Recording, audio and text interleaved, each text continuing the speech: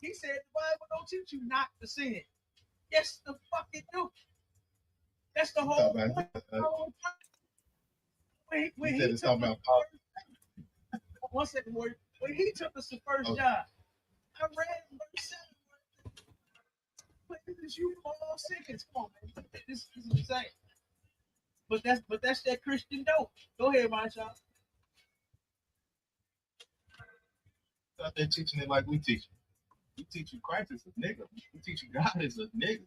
And guess who he loves? He loves niggas. He loves niggas. And that's one of the topics we're gonna talk about. They say it's up there. And it ain't nothing to discuss there. People talking with reviews, we like best friends. Just let me know.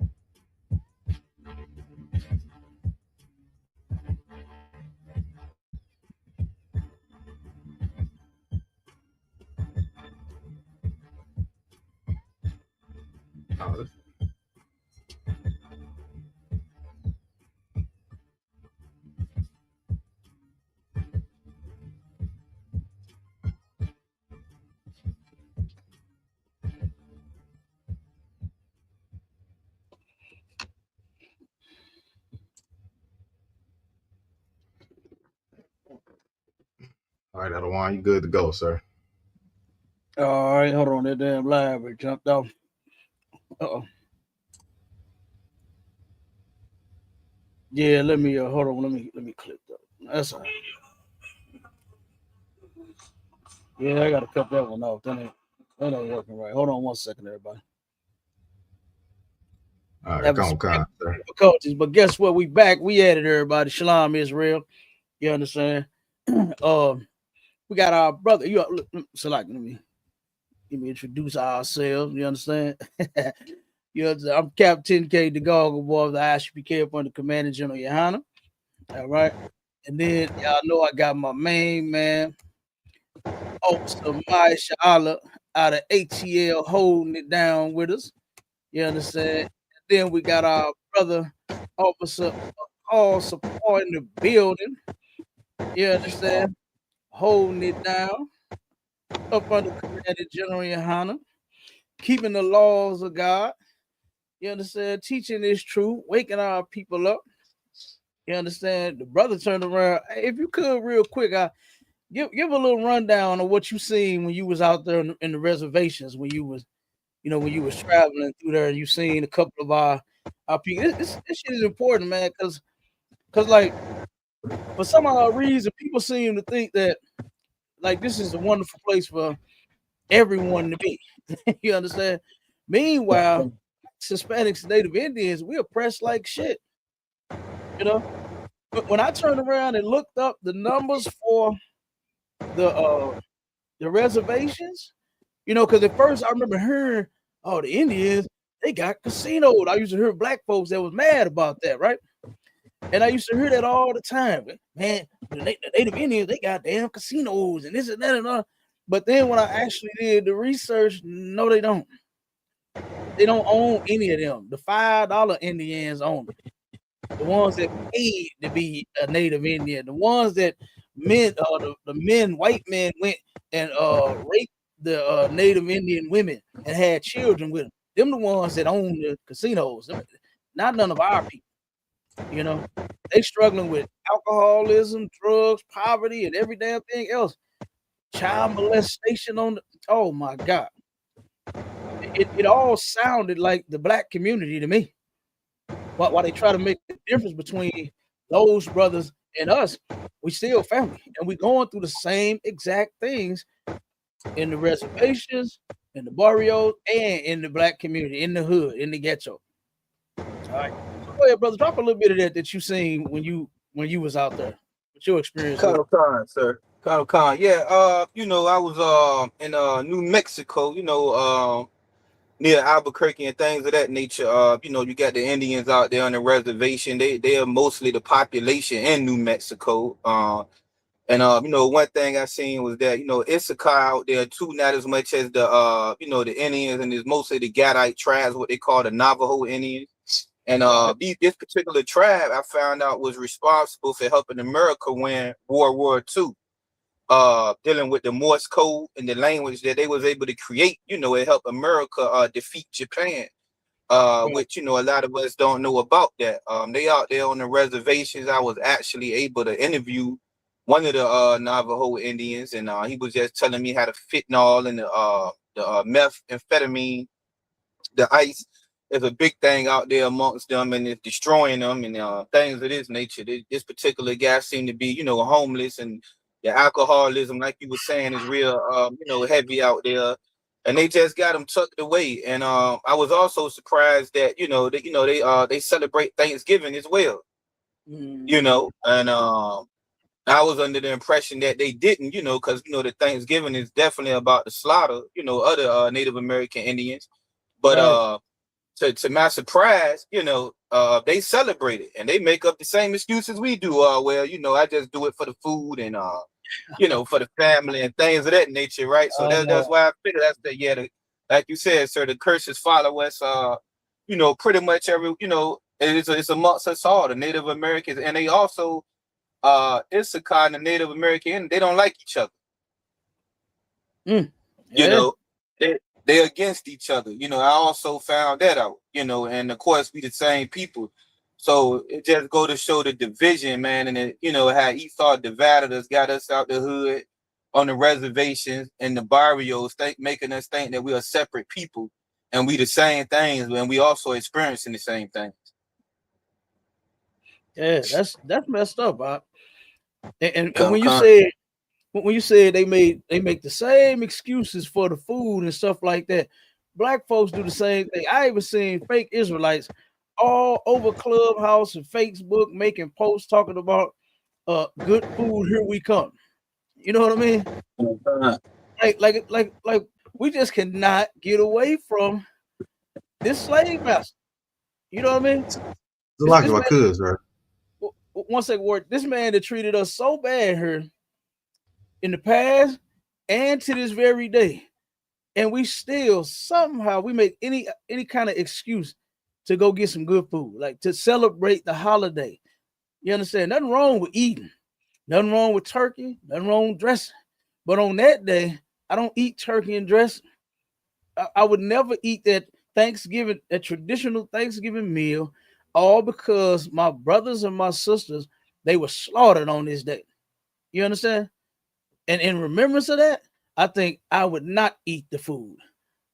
I would not turn around and tell anyone happy Thanksgiving. The hell is so happy about it when our people were being oppressed and destroyed and unalived back then? What is so happy about this thing? It's for white people, yeah. I mean, look at what they got. They stole the land from the Native Indians. We walking around over their bones. You understand? The damn concrete, as we drive up and down the street, we are driving over their dead bones and their dead bodies in order for the white man to take this land from them. And you say it's happy Thanksgiving? No. All these holidays. We turned around and did the show last night with about, well, we know, of course, we did several shows about Christmas and Kwanzaa and all of these different things, man. We need to stop learning the ways of the heathen and get back to the ways of our God. You understand? Go ahead, Marsha. All I was gonna say, I don't want, I'm familiar with a lot of the destruction of our Gadite brothers and stuff like that. Me being from Oklahoma, just seeing it also firsthand, understanding the history about it. But I was just looking up this Dow's Rose, right? And it's Dow's Act, and I was looking that up. Right. And it's pretty much the same thing as Martin Luther King dream. You know what I'm saying? It's pretty much the same thing. I'm gonna read a real brief paragraph because what they tried to do is, they knew we family, so they knew it would work on us too. But they tried to integrate them into their culture. You know what I'm saying? Which that's the same thing they did to us. Let me read a little bit of this paragraph. It says, the Dow's Act and its impact on Native American land.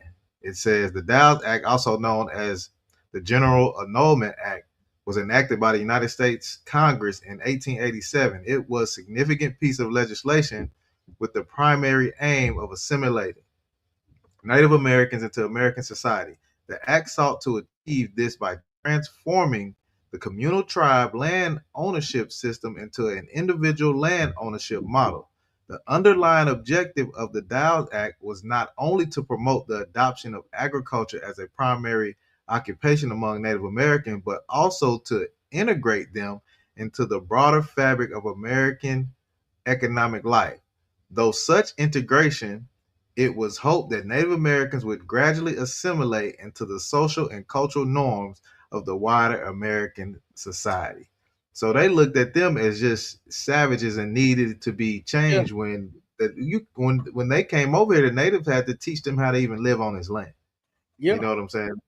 So why in the hell would we integrate?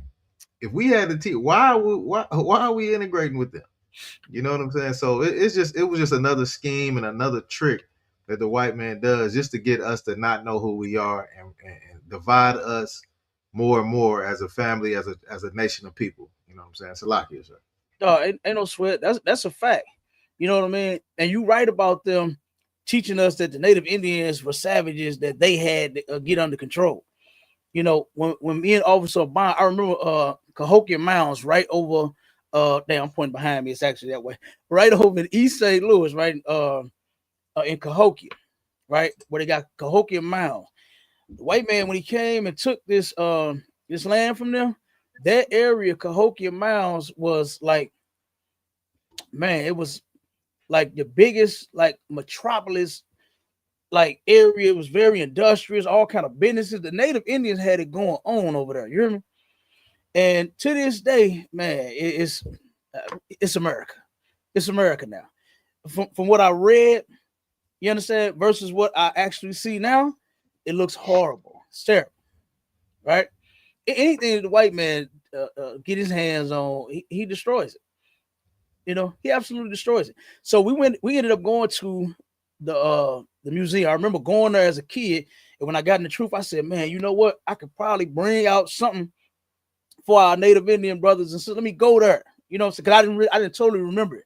The biggest thing that I did remember was the mound. It was the pyramids, how they had, you know what I'm saying? They used to be, you know, they were a part of the building the pyramids in Egypt as well.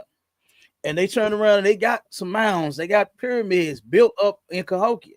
And they got stairs that they had, you know, saying made, you know, saying going up to there. I remember that being on the outside. And then I remember their clock system that they had. They had a bunch of poles set up around. That's how they could tell time, you know. So I got to thinking, I was like, man, I know the natives, you know what I'm saying, had something to offer to this place.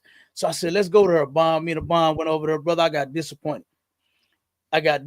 They had the natives, all of the statues and the sculpture that they had our Native Indian brothers walking around in fucking Pampers. They had all of the sculpture. None of they glorious tribal gear. You understand? I actually like that shit. That tribal gear look good. You understand? That shit with all them goddamn feathers, boy. And then when they get the boy, that shit be cool. I want to go to one. I want to go to a powwow so bad. You understand? And they be getting it, boy. The men and the women, right? And so I was like, damn. And I'm looking. That's what I'm thinking I'm gonna see. I'm thinking I'm going to see some of the tribal gear, some of the natives standing there, like what they do on the movie when they turn around and help howl. You understand? I'm thinking I'm really gonna see a Native Indian. Man, that shit, I was like, oh my God. I'm looking at all the sculptures and they all just running around in Pampers. I said, man, the white man is the devil.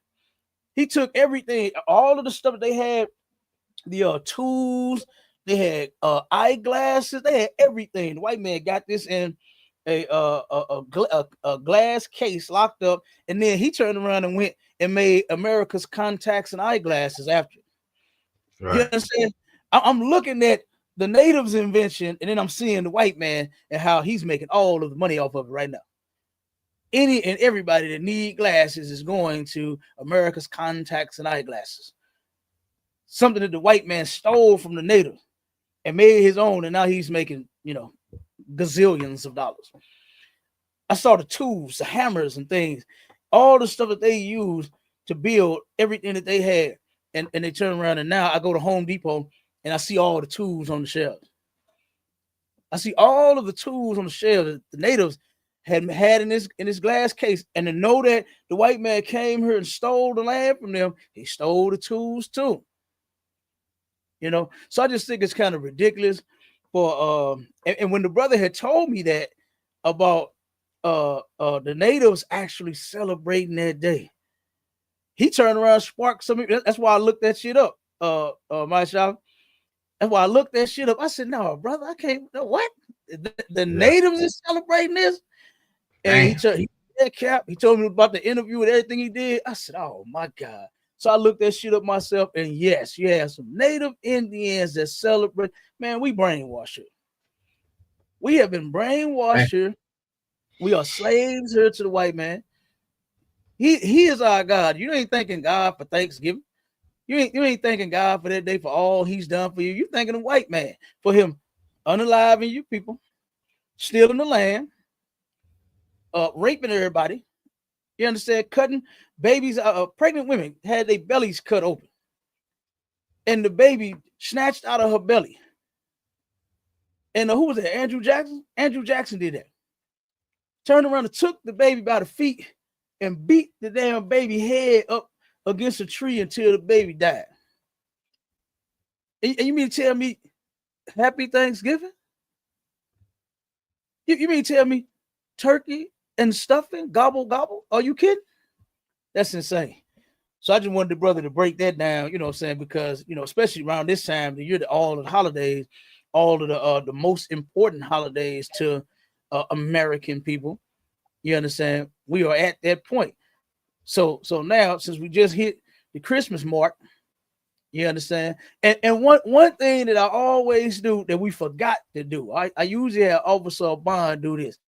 Officer Marshall, if you could, brother, I want you to look up how much money was made on Thanksgiving here in America, and how much I think he did. You did Thanksgiving, right? I think I did. Yeah, you sir. did. Yeah. Okay. So do Christmas. I know we didn't do Christmas. And then I want you to get me the projection of money the white man plans on making for New Year's. Because he got it laid out, and we do this every holiday. We pull out the statistics, like for instance, with Halloween one year made a astronomical amount of money. I want to say 20 million or something like that? I can't remember, but like I said, Bond got the numbers. He know. And brother, it's crazy how here we are, poor as shit in the ghetto, having all kinds of problems, can't pay bills. Matter of fact, we read that article last night, my shot, and then your rib got that list together for us about all of the companies that's planning on laying people off. You're not even gonna have a job next month to take care of yourself and your kids. You had to take some of them goddamn toys back. I hope you kept the receipts, and you better hope that they take your return. You better hope they take your return. It's a lot if I could, sir.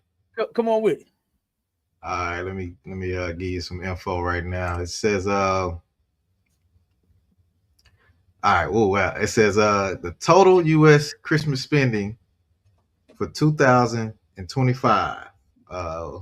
It says the holiday season on retail and service industry, the average American was expected to spend an average of 1,000, I'll say 1,600 on gifts, travel, and entertainment, right? So it says this year it hit 1.01 trillion to 1.02 trillion. It says in 2025, the first time in history exceeding $1 trillion. That's how much we spent here in America 1 trillion. on Christmas. No wonder the white man says it's the most wonderful time of the year. First time ever. It's the most wonderful time of the year. It's 1.1 trillion times of the year. God damn. He made how much money up? 1 point what? 1.1 to 1.2 trillion dollars. $1.2 trillion. He just fell asleep counting it. He don't remember. He don't remember if it was 1.1 or 1.2. He can't remember. But it's up there. It's somewhere. He fell asleep counting all the goddamn money, and didn't remember if it was 1. Was it 1.1 or 1.2? I forgot. Okay, it doesn't matter. It don't matter. It doesn't matter. We got the trillions. They know that. And God damn, you got to be sick to turn around and hear that. And then every year, Shala, he always project. He always project how much he gonna make, and then for some odd reason, it's always more than his projection. I have always been fascinated with that. How he guesstimated, say, you know what, I think we're gonna do about 100 mil. And then when he calculate, it's 300. It's 500. It's $1 trillion. This is insane. This is what Black and Hispanic people put in his purse for this Christmas season. Go ahead, Marshall. Now, all I was gonna say, sir, and these gifts this year. I mean, these gifts are not inexpensive these days. I mean, you're getting laptops, you're getting PS5s. You got to get that woman a BBL tummy tuck. You got to get everybody in the house Jordans. You know what I'm saying? Santa Claus got all that in their bag. He got all that in their bag. You know what I'm saying? But we never focus on anything that helps the Black family. Like, why Santa can't give a Negro a trade or something? You know what I'm saying? Why Santa Claus can't make it to where the black man and the black woman stay in the house together? Why we can't get them type of gift? You ain't getting that kind of gift. It's always focusing on money. And like you said, it's 1.1 to 1.2 trillion this year. Oh my goodness, next year is going to be 5 trillion. Probably. Damn. He's definitely going to push. Yeah. He's definitely going to push for a whole 5. If he can get 1.2, man, he's pushing for 5. Yeah, get that. He's pushing. Come on with it, Akar.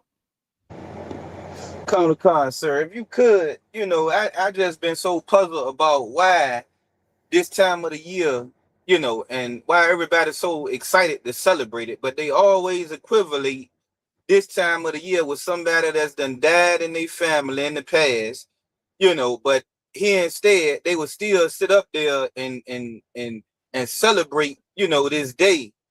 You understand? And with all the the depression I heard about, brothers, going up in a restaurant, stabbing people, and just all different, type of atrocities and things of that nature occurring during this time of the year. Like, could you got anything on the psychological effect? Because you would think, sir, that if you always got to equivalent death and depression with a day, why would you want to celebrate that? Absolutely, hey, and look, you on point. And matter of fact, you jumped the gun a little bit. You understand? but you too wild. No, we was absolutely coming to what this oppression does to us here and how it affects us mentally and physically in our bodies. It's causing different ailments and everything.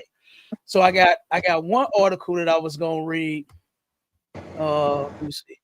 This is from the National Library of Medicine, right? And this thing here, let me see.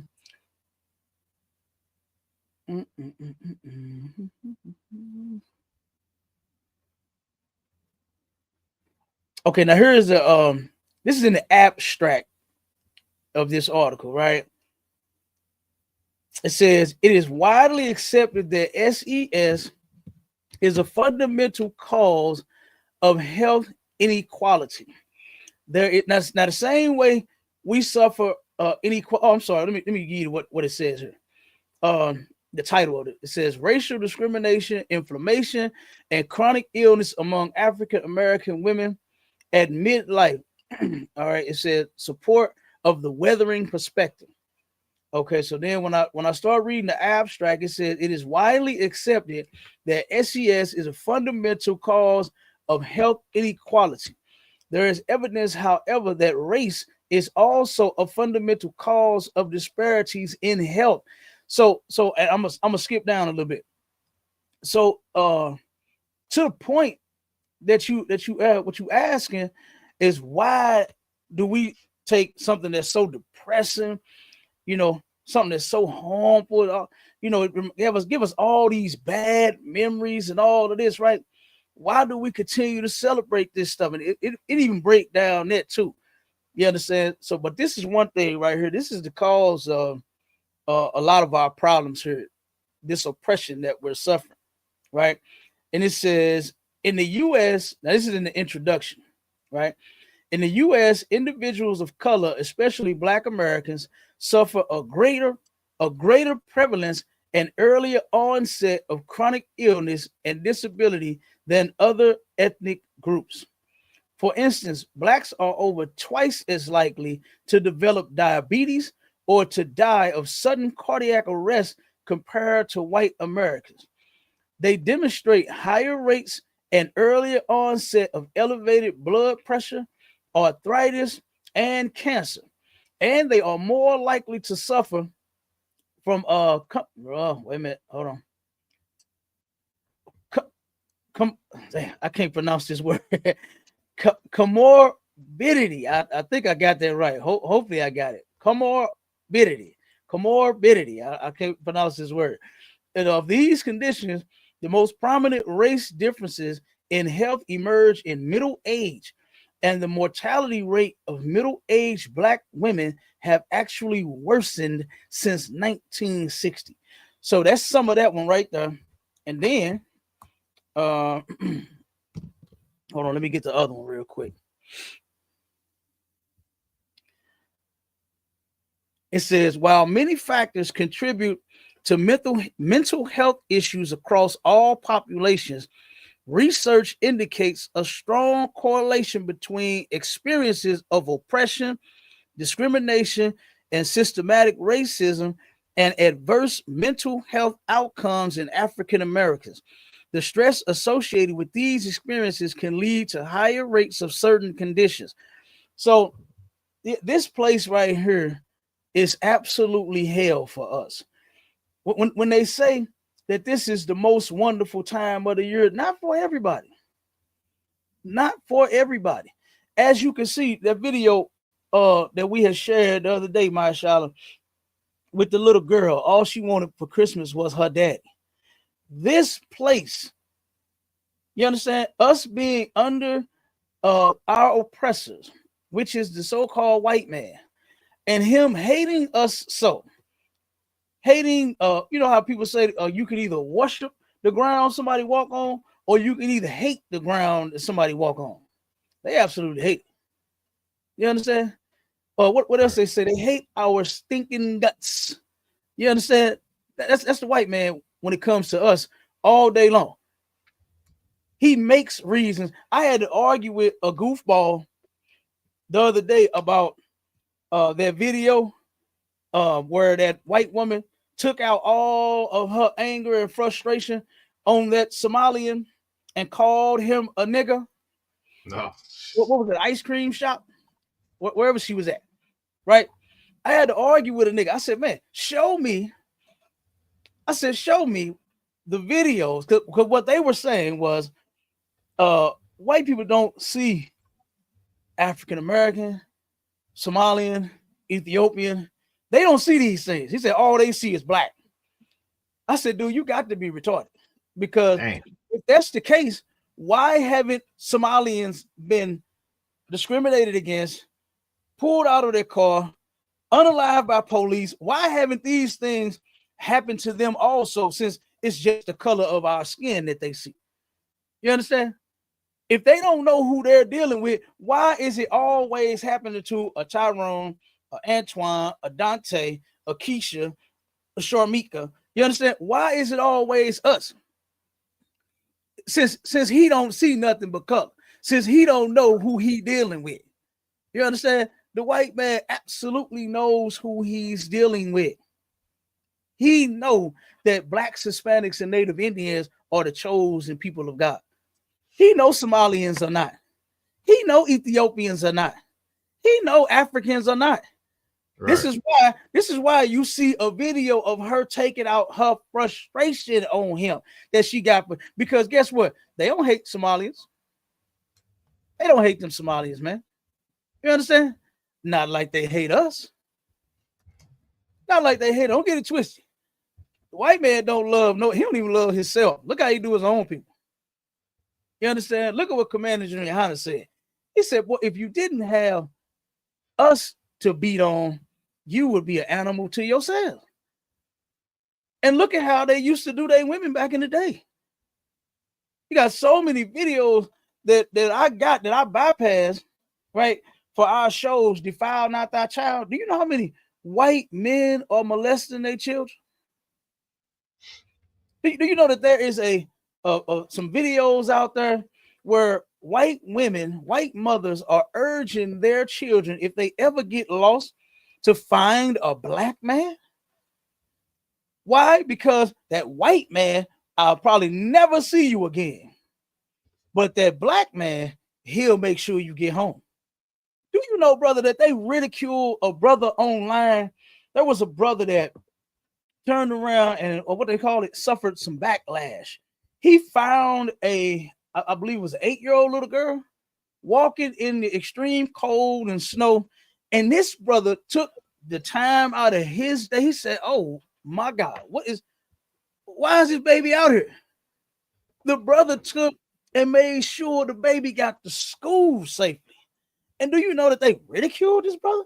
They had something negative to say about him because of his comments that he was making while he went live, escorting this child to safety. But white women, they know that, baby, you know what? Look for an Antonio. Look for a DeMarco. You understand? Look for one of those guys. Look for a black guy. And that way I'll see you. I'll see you again. I'll see you again. Like I said, this is insane. This is insane. But somehow we are the worst people ever to live.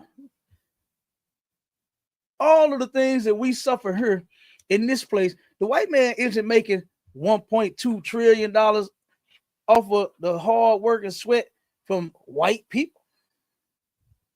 This country makes the majority of their money and spends all of the money that they get from Black, Hispanic, and Native Indian people. This country is fueled and backed by your dollars. What they call it in my shop, your black dollars. That's what this place is fueled off of. Your black dollars. Not the white dollars. Not those. No, they got Christmas gifts to go buy with that. They got college funds to put up for that. You know, they got nice houses and vacations that they're, you know, planning on going on for that. You understand? It's right. That's what they got. You know, that's what they're doing with their money. They are living their best life while we just made a song about that shit. And matter of fact, I got a couple of videos that I wanted to show too, because I ain't done with Christmas. I ain't done with Santa Claus, fat ass. Talking about sliding down somebody's goddamn chimney.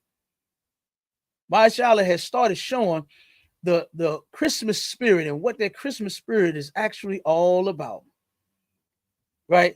And how evil that spirit runs. It runs rampant through the Black community. It turned around and hit us, boy. OMG. This ain't nothing to where we all just kicking it and having a ball. Okay. A brother here in St. Louis, damn house caught on fire on Christmas Day. The brother lost his whole crib on Christmas. It's all kinds of stuff that's happening. This is the time when the most house fires start because of all of the lights that you got strung out in your yard and over your roof and on the top of it and in your trees and in your bushes. And then you got them lights and shit strung out everywhere. So this is not the most wonderful time of the year for black people, man. And then I'm gonna show you. This is the Christmas spirit. 'Tis the season to be evil. You understand? Not jolly. Because this is what happens in the black community.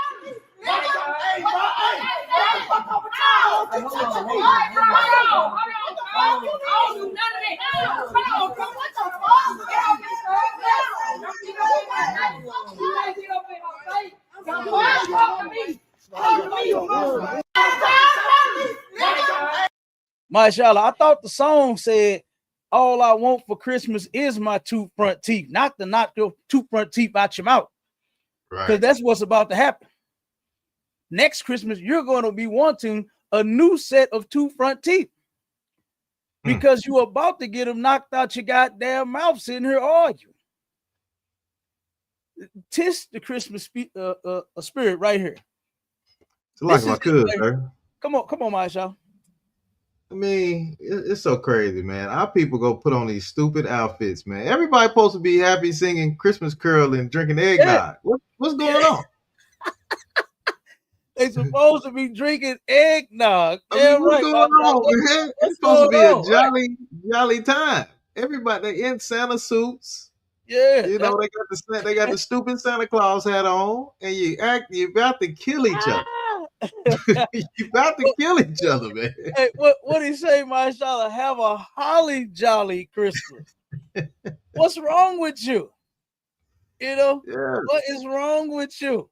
I thought Christmas, you don't have a care in the world. It's all about family getting together and loving one another and being around each other and being in the Christmas spirit. And hold on. This they say, Cap, be thankful what God gave. Yeah.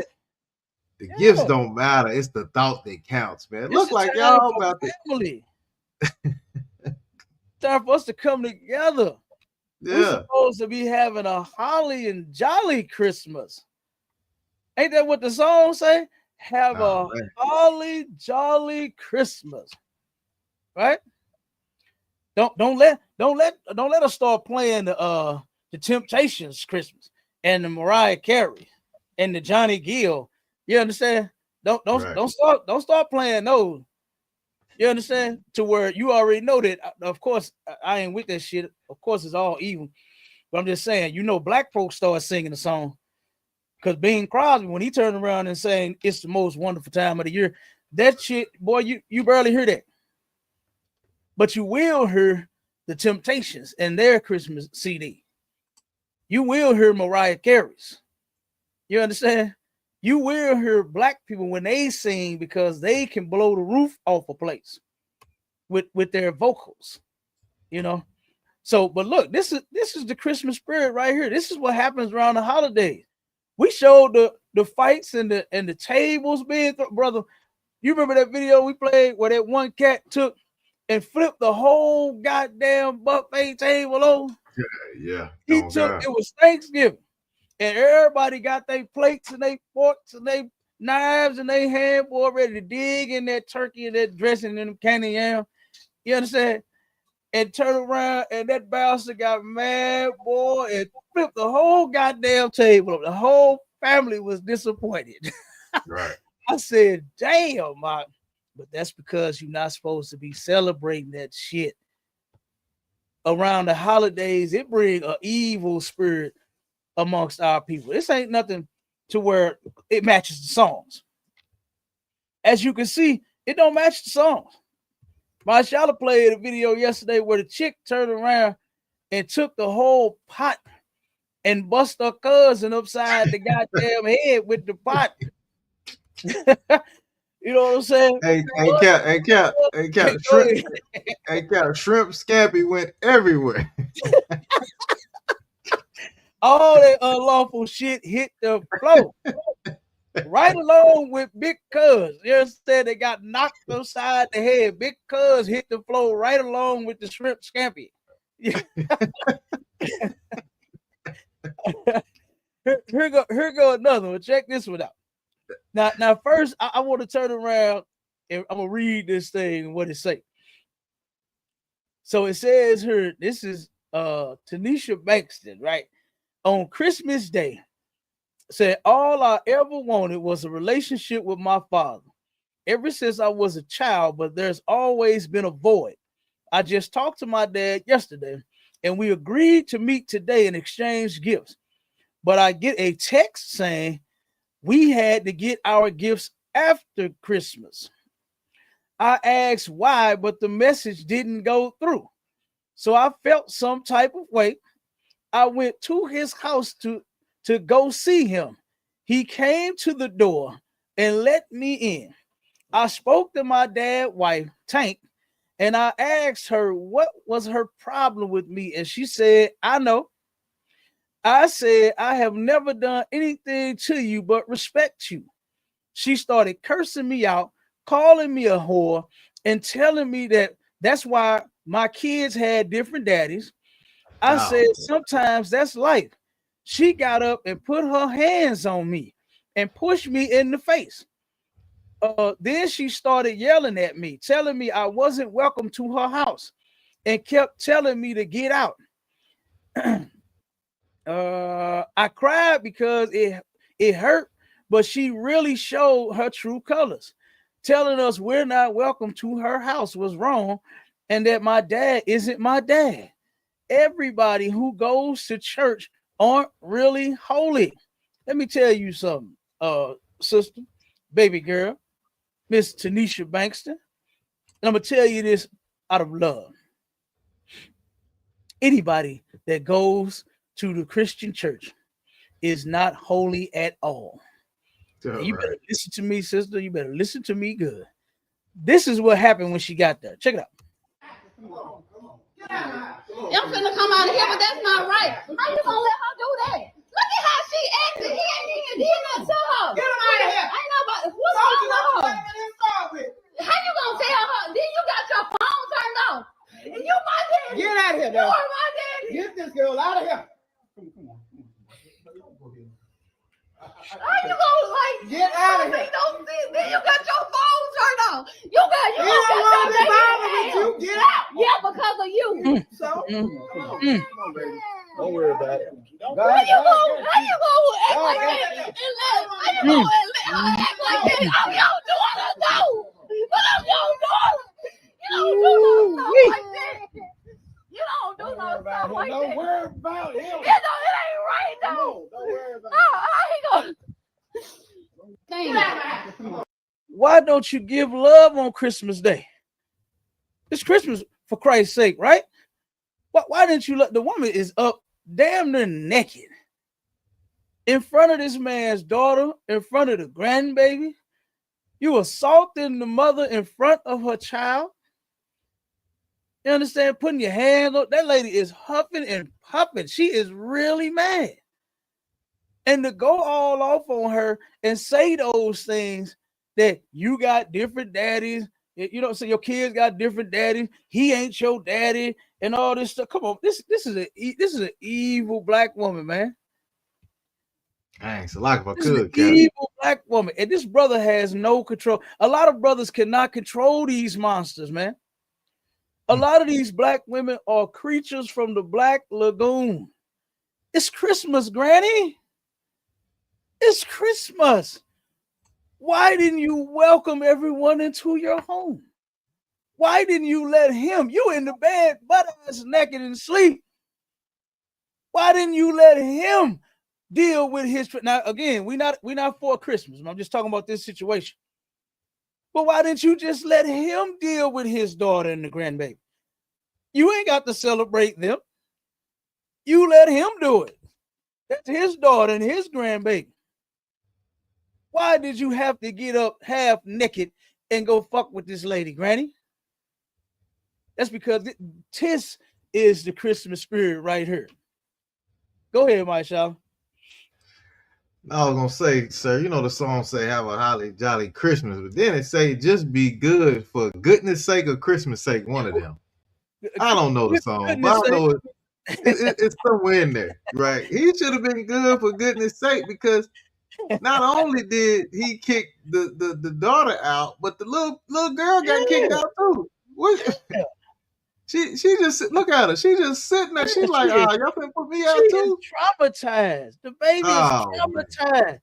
She seen this old woman hurt her mother. Hey, Cap, I'm gonna tell you this one thing that I learned about, when I was in the world. If you run into a Christian with a Christian woman with a moo, that's a creature from the Black Lagoon, like you said, Cap. A Christian with a moo on, boy, them some of the meanest women on the face of this planet Earth, sir. Salaki. And Salaki, do you know something? Christians actually back in the day took that moo from that was Chinese culture, right? I think they took that moo and tried to make that official Christian women's wear. Oh, they actually did. They really did that. So some sisters, I love seeing the moo. I love the moo. Oh, moo. You know what I'm saying? Make me want to moo you, girl. But guess what? But like you said, them Christians with them damn things. Oh my God. Boy, you better hope you make it out alive. You understand? Right. and technically, that's just a nightgown. Okay. That ain't moo. You understand?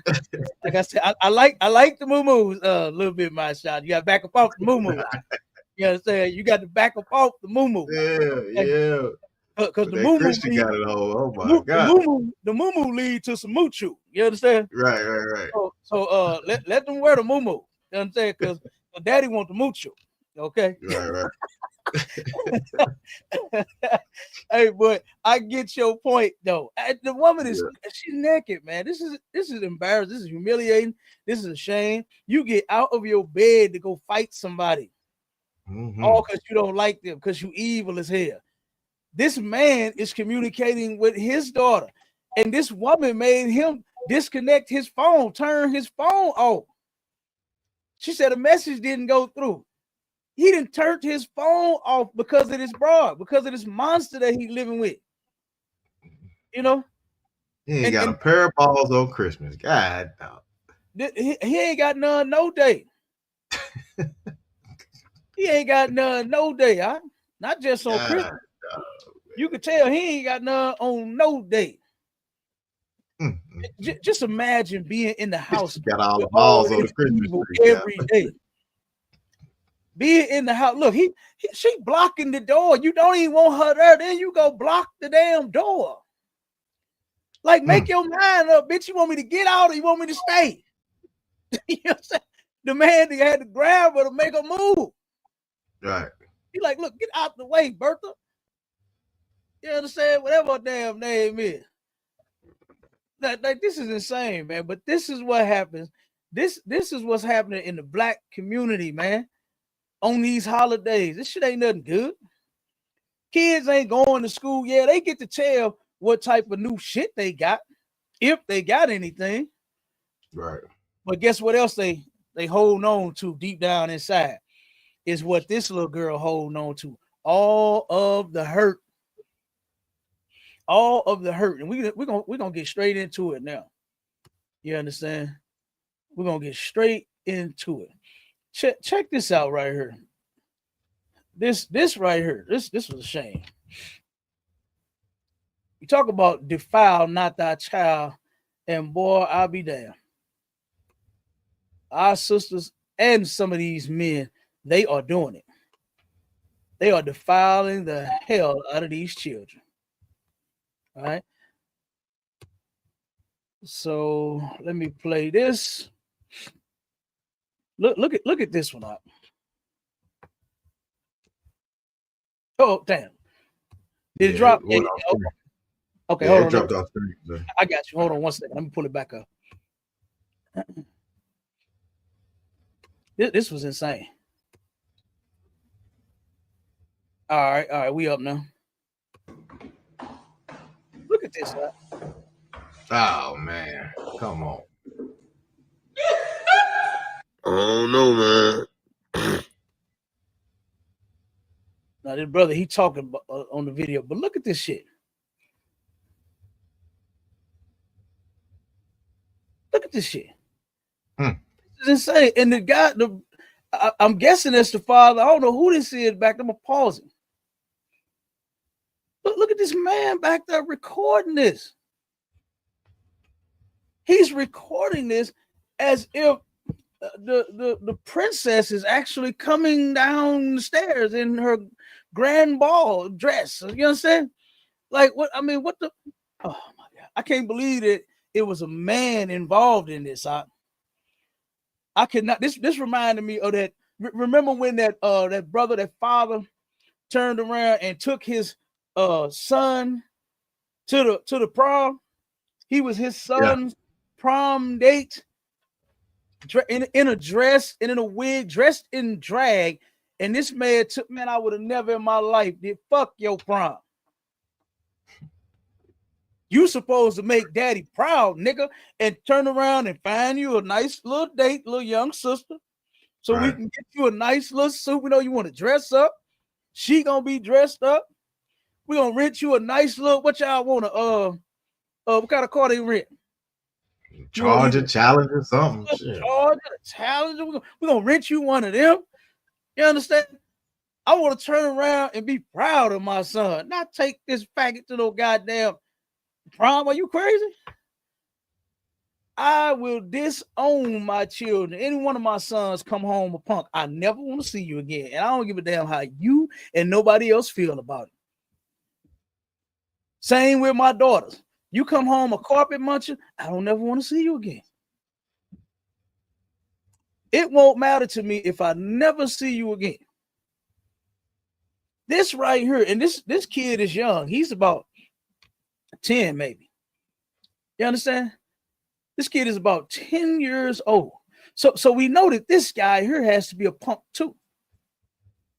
Gotta be. Him to be sitting here celebrating this mess.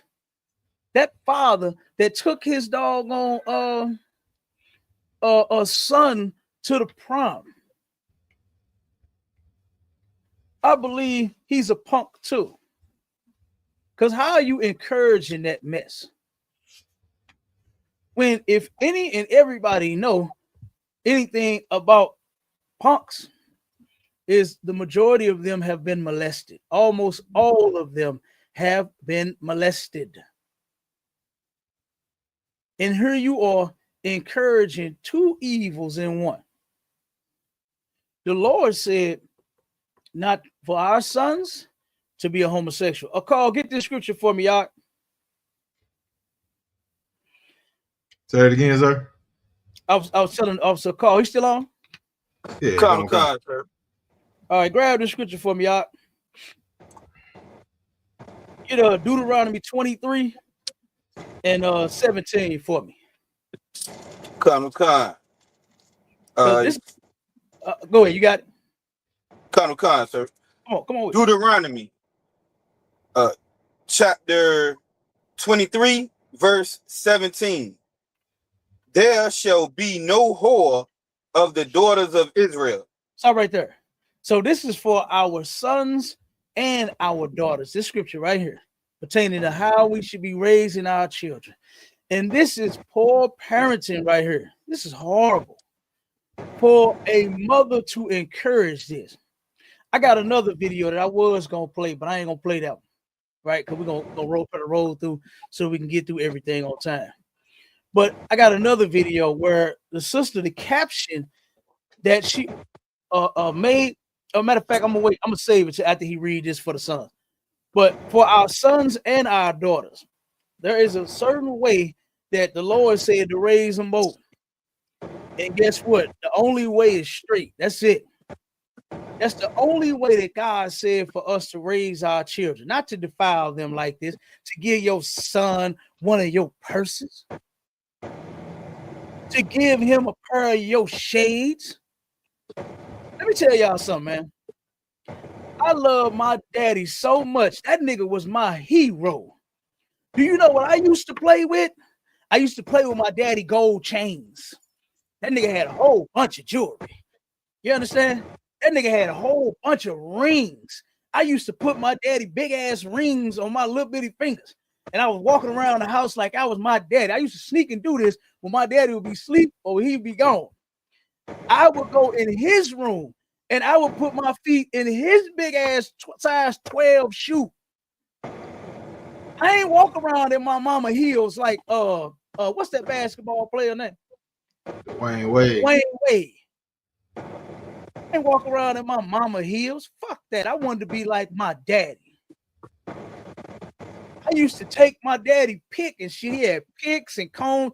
I used to want to be just like my goddamn daddy. I ain't had that much hair back then. I ain't got that much hair now either. But I used to take my daddy picks, boy, and turn around acting like I'm picking my hair like my daddy would be picking his hair like I see him do in the morning. You understand? My daddy used to smell good, boy. He used to have on that cologne. I used to spray that shit on me. I wanted to be like my daddy. I wasn't picking up my mama accessories and putting that shit on my wrist. I wore my daddy bracelet. He had Drake on his damn on his bracelet. I used to love putting that on. Man had a Rolex watch. I used to love putting that on. Rolex would be flipping all around my damn wrist, but I had it on though. The thing used to slide all the way back up here. That's how big it was. But I used to put my daddy Rolex on, you hear me? And that thing would drop all the way down to my damn elbow. But guess what? I was stunned like my daddy in that. I wasn't wearing stuff like my mama. I wasn't doing that. And this is extremely sick for anybody to do. For this punk ass man to be by the door recording this shit as if this is cute, and for this bitch to be turning around and recording this as if this is cute, man. This is horrible. So no whore, none of our women supposed to be getting passed around, being transactional, being lesbian, having 9 baby daddies, getting in and out of everybody's bed, having exes and bays and boos and all that. You're only supposed to be one goddamn man your whole life. Thus saith the Lord. It's in the Bible. Our women, guess what? They are so sweet and so precious. None of them should be whores. God said that that's a law for us. And so none of our daughters to be whores. Keep reading up. Nor a sodomite of the sons of Israel. Nor the sodomite of the sons of Israel. And who are the sons and daughters of Israel? Blacks, Hispanics, and Native Indians. Black children should not be sodomites. And the word sodomite in the Bible, back in Israelite culture, was a homosexual. That's what a sodomite was. And that's what a sodomite is to this day. Even though the white man in the Webster's dictionary, he's changed the definition of the words. And it means a person who likes anal and oral sex. A sodomite is what you are witnessing right here out of this little boy. They are making this little boy, and I'm sure somebody did something to him. I'm sure somebody did. It might be the nigga that's standing by the goddamn door recording him twirl around the steps. It could be him. While you sitting here recording this shit as if this is cute. This is ridiculous, man. The other video that I got is a video where the sister on the caption, she said, "Don't need none of my baby daddies. All my children gonna be straight." That's what the captions say. And you know how they do that duck walk to that one song, the introduction, that womp, womp, womp, womp, womp, womp, womp, womp, womp, womp, womp, womp. That's the song that she playing. She turned around and started walking through, and she twerking and twirling that big old booty. And then here come her sons doing the same goddamn thing, twerking they butts like they goddamn women. No, your sons ain't gonna be straight. They already sissies. Talking about they gonna be straight. No, the hell they not. Not following you. We're not supposed to be doing this shit to our kids, man. This is insane. Who could actually do this to their son? Who that claims to love their child would actually do this to their baby, man? To turn around and have this little boy dressed up like he is a girl. I seen a post that a sister made, had dressed her son up and said, "This is the daughter that I always wanted." No, bitch, go back in the bed and get another baby and have a girl. Not make a girl out this little boy.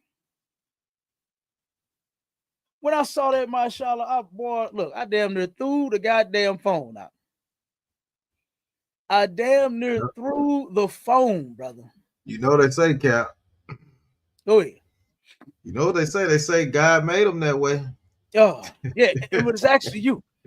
It's actually the two people recording, the two adults in that video. Right. They are the ones that made him that way. God didn't do that. What they say, God don't make no mistakes. He didn't.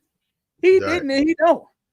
When you came out with a penis, you are a boy.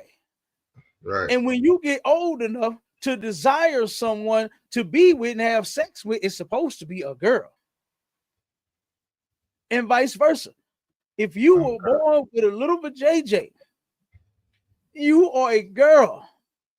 What they call it? A cookie. That's what they call a cookie for the little girl when they little. Right. I heard sisters say your cookie. You understand? It's a cute little way to describe what the baby has there. And guess what? That little cookie is not supposed to be crumbled. And guess what? Until she becomes an adult. And then when she decides on being with someone, it's supposed to be a boy. Once she becomes an adult, it's supposed to be a boy. And you know who we have to blame for all of this? Christianity. Christianity. Oh, Christianity is what tells you that what you say, mashallah, they say, hey, God made me this way. That's great. God made me this way. So in other words, ain't nothing I can do about it. Right. Pull up that first article, mashallah. Get them two articles. And then let's read and then I'm gonna get these next videos ready. Because we even got the rapper Blueface and his mama. You understand? Talk about defiling not thy child. Even when he becomes an adult, you shouldn't do it.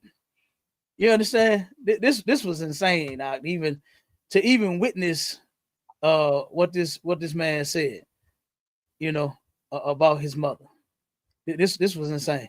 And then some of the things that his mother even did in return. Like, this is ridiculous. This woman should be ashamed of herself. You understand? What you say, my child? You said the one about the substitute teacher? Kyle, yeah, read them two articles and then we're gonna go with the next one. Okay, come on.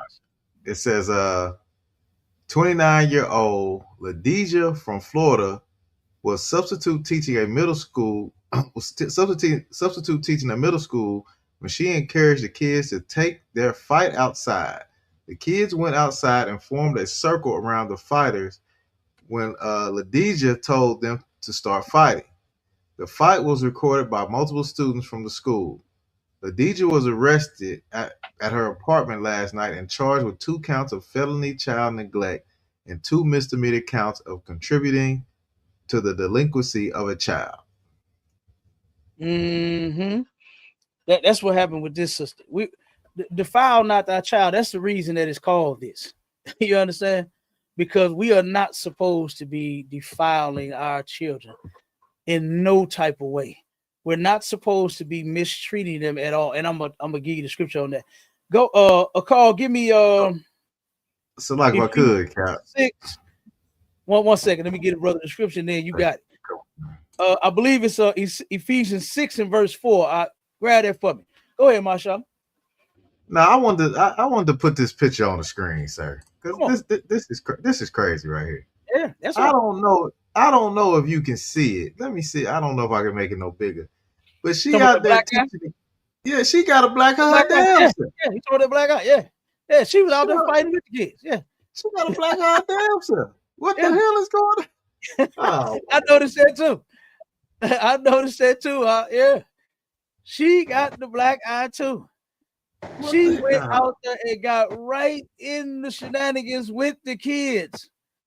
You the teacher. You were supposed to get up and break this. Well, I know it's different protocols to breaking up fights. You know what I'm saying? I know that some teachers they're not supposed to lay their hands on kids and break up fights. I believe they encourage the teachers not to break up fights. You understand? Because it could become a liability on the teacher to where the child can sit here and say, you broke my arm. You understand? When all you was trying to do was break up the madness, So I do know that there's fine lines that teachers, have to abide by different rules, but you at least hit the button and get the security in there. Right. You at least do that. Not come on some, hey, take that shit outside. Bitch, you ain't at home. What's wrong with you? You at work. And you telling them take the fight outside, and then you go join the goddamn fight. We went enjoying the fight, Akim. Like, this is crazy. This is crazy, but this is what the Bible says about this type of behavior, man. Read that for me, Akim. Come. So you said it was Ephesians 6 and verse 4. I believe that's the one. Verse 4. Yeah. And ye fathers, provoke not your children to wrath. And guess what? This is talking about mothers too. Just because it's saying fathers, it don't mean just the men alone. You understand? But this is who the children belonged to back in the day. It was the father, it wasn't the mother. It was the white man's bright idea to separate the family and give the children to the mother because he know that would ultimately destroy those children. And that's why he made programs such as the school to prison pipeline. That's what he created behind our children, because he know that you're not going to be successful. All that bullshit that you dreamed of, your child growing up to be a productive citizen and being a lawyer and being a doctor and being an EMT or driving a boat or driving a plane, yeah, that was just your dream. But that ain't white man's dream for your children. His dream is to have them in all orange. That's what his dream is for our children. To have them in all orange. And I'm talking about that jumpsuit that they give you in prison. Some of them, what prison is that where they make you put on pink? You recall what prison that is? It's a prison. I forgot which one it is, but one of those prisons make you put on pink.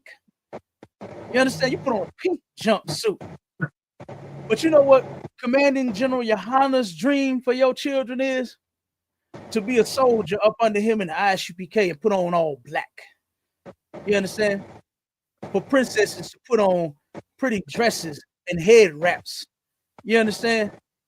And humble themselves and be just as sweet as they could possibly be up under him. Not going to prison. You know what I'm saying? Not going to jail putting on no all orange jumpsuit. He wants your sons in all black. That's what we want your sons in, to where we can raise them up to be soldiers, to where they won't be criminals.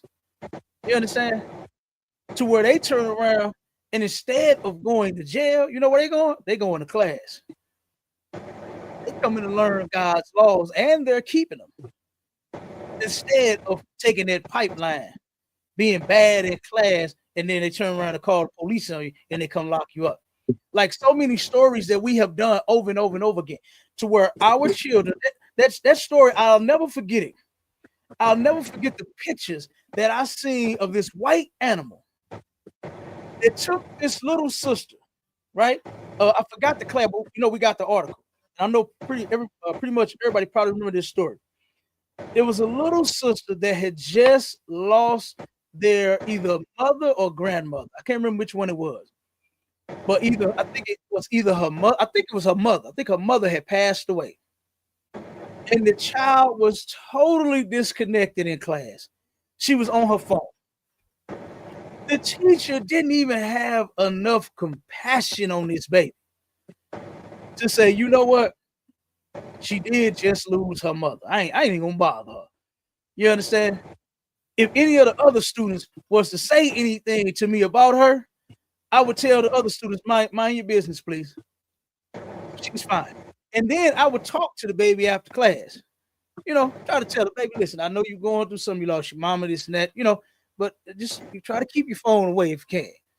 You know, but we're still not supposed to have our phones in class. And you see the other kids want to have a phone in class now. So in a minute, I'm gonna have a whole classroom of fucking phones instead of students. You understand? I would try to talk to the baby, not call the security. They call security, and at this school, they got the security guard is regular police officer. And the police officer came in that room and told her, put your phone away. Put your phone away. Put your phone away. She's grieving. She just lost her mother. And that animal flipped that baby over in that goddamn desk, man. When I saw that video, I could have snatched him through the fucking phone. I could have snatched that white bastard through the phone. I couldn't have been that teacher, man, to watch that. Because there would have been two people getting escorted out that class that day. Me and her. Because I would have flipped that motherfucking cop right over that goddamn desk after I see him do that to that child. That the teacher is full aware of the damn girl losing her mother. You ain't got no compassion on this. I think she was like 13 or 14. She's a child. And the teacher had no compassion. And you know that white cop had no compassion for that nigger child. Turn around and flip that baby over in that desk. I was so goddamn pissed.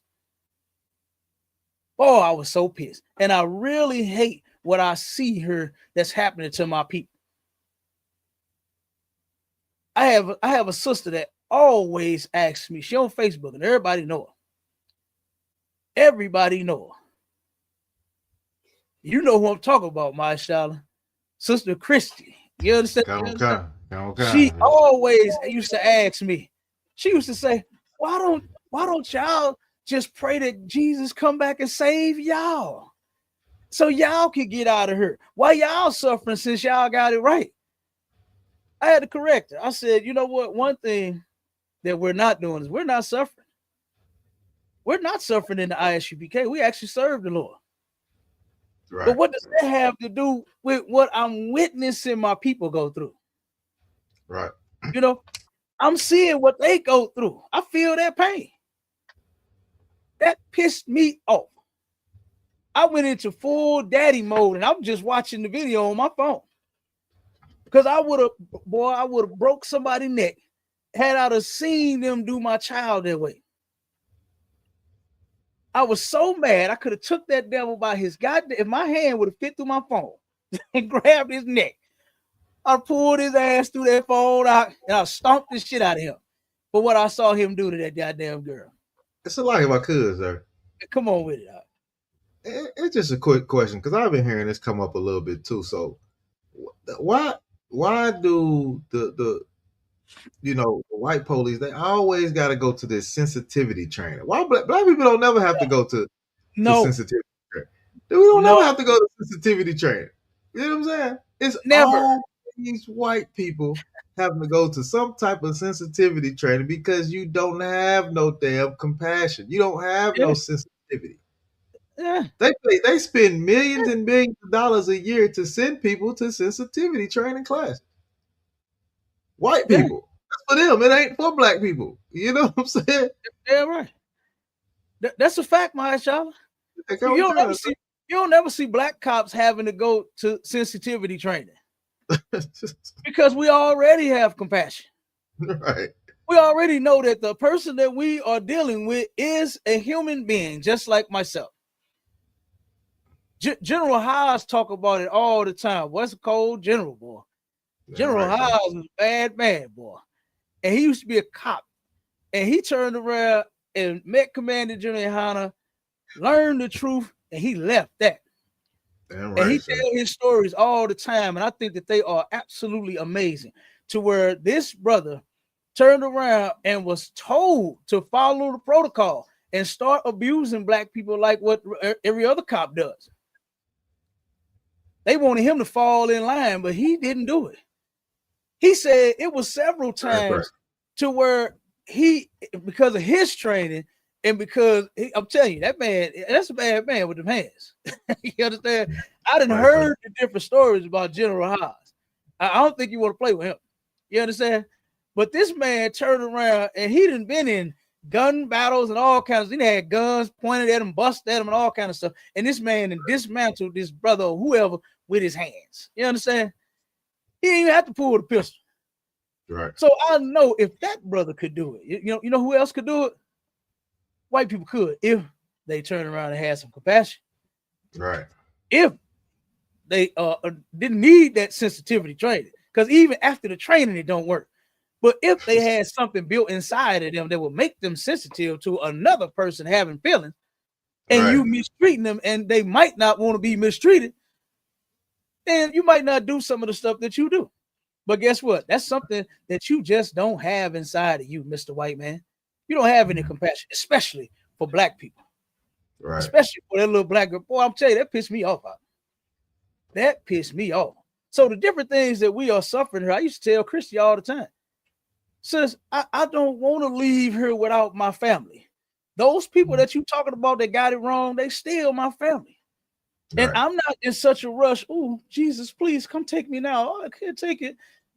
I ain't no bitch. Right. Commander General raised me to be a soldier. And we're going to stand here with our people until we get out of here. We came in here together. Guess how we're going to get out of here? Not separately. Right. No, together. We're going to leave here together. That's the only way. That's the only way. And guess what? Until you parents learn how to treat your goddamn children, you understand? You're going to have problems. You're going to have problems. They are going to be your headache and not your doggone peace like what you want. They're not going to turn around and make you so proud. I had a cousin. Well, I still got a cousin. I'm sorry. I said I had a cousin. I got a cousin that called me one day, boy, crying, because she found out her son was gay. You know what I did? I told her, I say, cuz, let me talk to him. She said, no, and no. She said, brother, I know you go hard, cuz. She said, and I don't want you to send him over the edge. That's what she told me. She didn't want me to talk to her because he might go over the edge then talking to me. I said, cuz he might snap out of it. You understand? That's what he might do. Right. She was crying. She was hurt. She said, I want grandchildren. This is her only son. And now she will never have grandchildren. And she wants one so bad before she leaves this place. She wants a little grandbaby that she can spoil rotten. She can send to, take to the store and the mall and spend money on. She wants to do this. But she can't have one because her son is a punk. She accepted it. So now her dreams will not come true.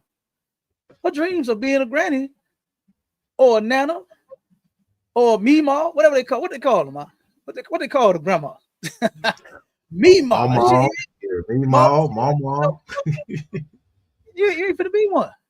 Yeah. Because you have accepted it. You understand? And this is what the Bible said. Even you accepting that gay mess is provoking your children to wrath. You don't even understand it, but you are. Go ahead, read that again for the top, all right?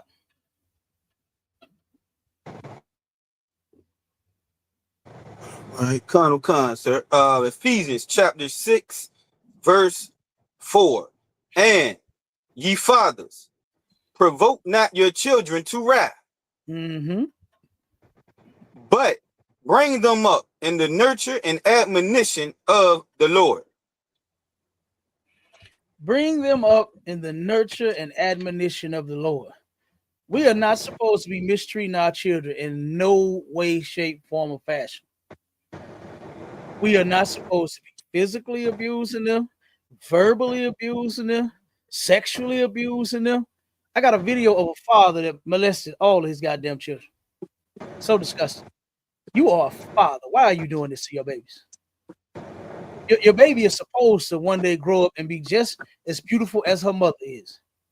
Well, was by that time, because you know that's the cycle of life that a lot of our people don't understand. That doggone apple turn around and come off that tree. Ooh, it's such a beautiful, big, red, honey crisp apple. I love honey crisp, by the way. Y'all can tell, right? The big honey crisp apple. And when you bite into it and you finish it, you get seeds. And what happens to that damn thing, round nose seed? It turns brown and get ugly. And then it rots. You understand? But what you do with the seeds is you take it, throw it in the ground, and then guess what else comes forth? Another big, red, juicy apple. That's the cycle of life. You understand? These mothers, guess what? They have daughters.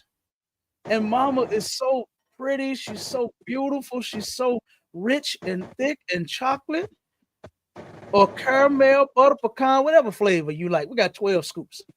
You understand? We got 12 scoops of flavor. So whatever flavor you like, Israel got it, right? So then, guess what? She has a daughter. And her daughter is just supposed to be as beautiful as she is one day once she becomes an adult. But guess what, Daddy? Her beauty, your daughter's beauty, is for somebody else, for her husband once she become of age, once she's ready for a husband. My daughters, Lord have mercy, God knew he knew I ain't want no girl, and I got 6 of them. I was praying. I ain't gonna lie in the world, but I was praying. Oh Lord, give me all boys. Yes. You understand? Right. I wanted all sons so we could run the planet Earth and St. Louis, Missouri. I wanted to run St. Louis, Missouri and the planet Earth. And I wanted all sons. And boy, I got 6 girls. Lord have mercy. You understand? I got 6 girls, and they are all just as beautiful as their mothers. But guess what? Never have I ever looked upon my daughter's beauty for myself. You understand? I recognize how beautiful my daughters are. They're very beautiful, very pretty. But one day I'm gonna find them a husband. That's what the goal is. But not for this father. We're gonna play the video. This father took his daughters. That was disgusting. That was terrible. It's a goddamn shame. We are supposed to be raising our children up in the nurture and the admonition of Christ. You understand? Not turn around and defile them in no type of way. Children are to be protected, not defiled, man. And you parents out there, that's disgusting. You understand? As you can be, you need to change your ways. A lot of people shouldn't even be parents. I'm gonna just tell you that. Go on, sir. A lot of folks shouldn't even have babies. Shouldn't even have children. You don't even know how to fuck to raise them. You letting your goddamn boyfriend hurt them. There's a baby here in St. Louis. The young brother took and unalived the damn baby, man. What was it, 2 months old or something like that? I forgot how old. That's one of the articles we got. The brother took the little baby. This is his woman baby. This ain't even his baby. And that has happened here in St. Louis a lot. I grew up with a cat that turned around and he shook his woman's baby to death. He shook that woman's baby to death, got 25 years, got out, started reaching out to my cousin, because I never hung with this particular cat and this group of friends that my cousin did, right? And my cousin hit me up and told me, he said, man, that nigga done got out of jail. I said, yeah.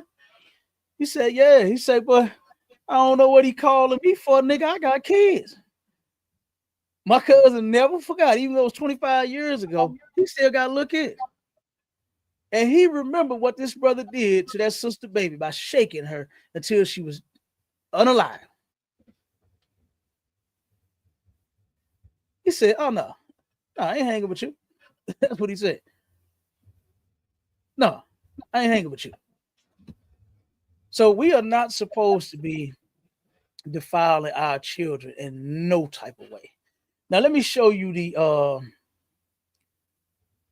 this is the post that I saw with Blueface that really had me. I was like, why on earth is this even a post for this brother?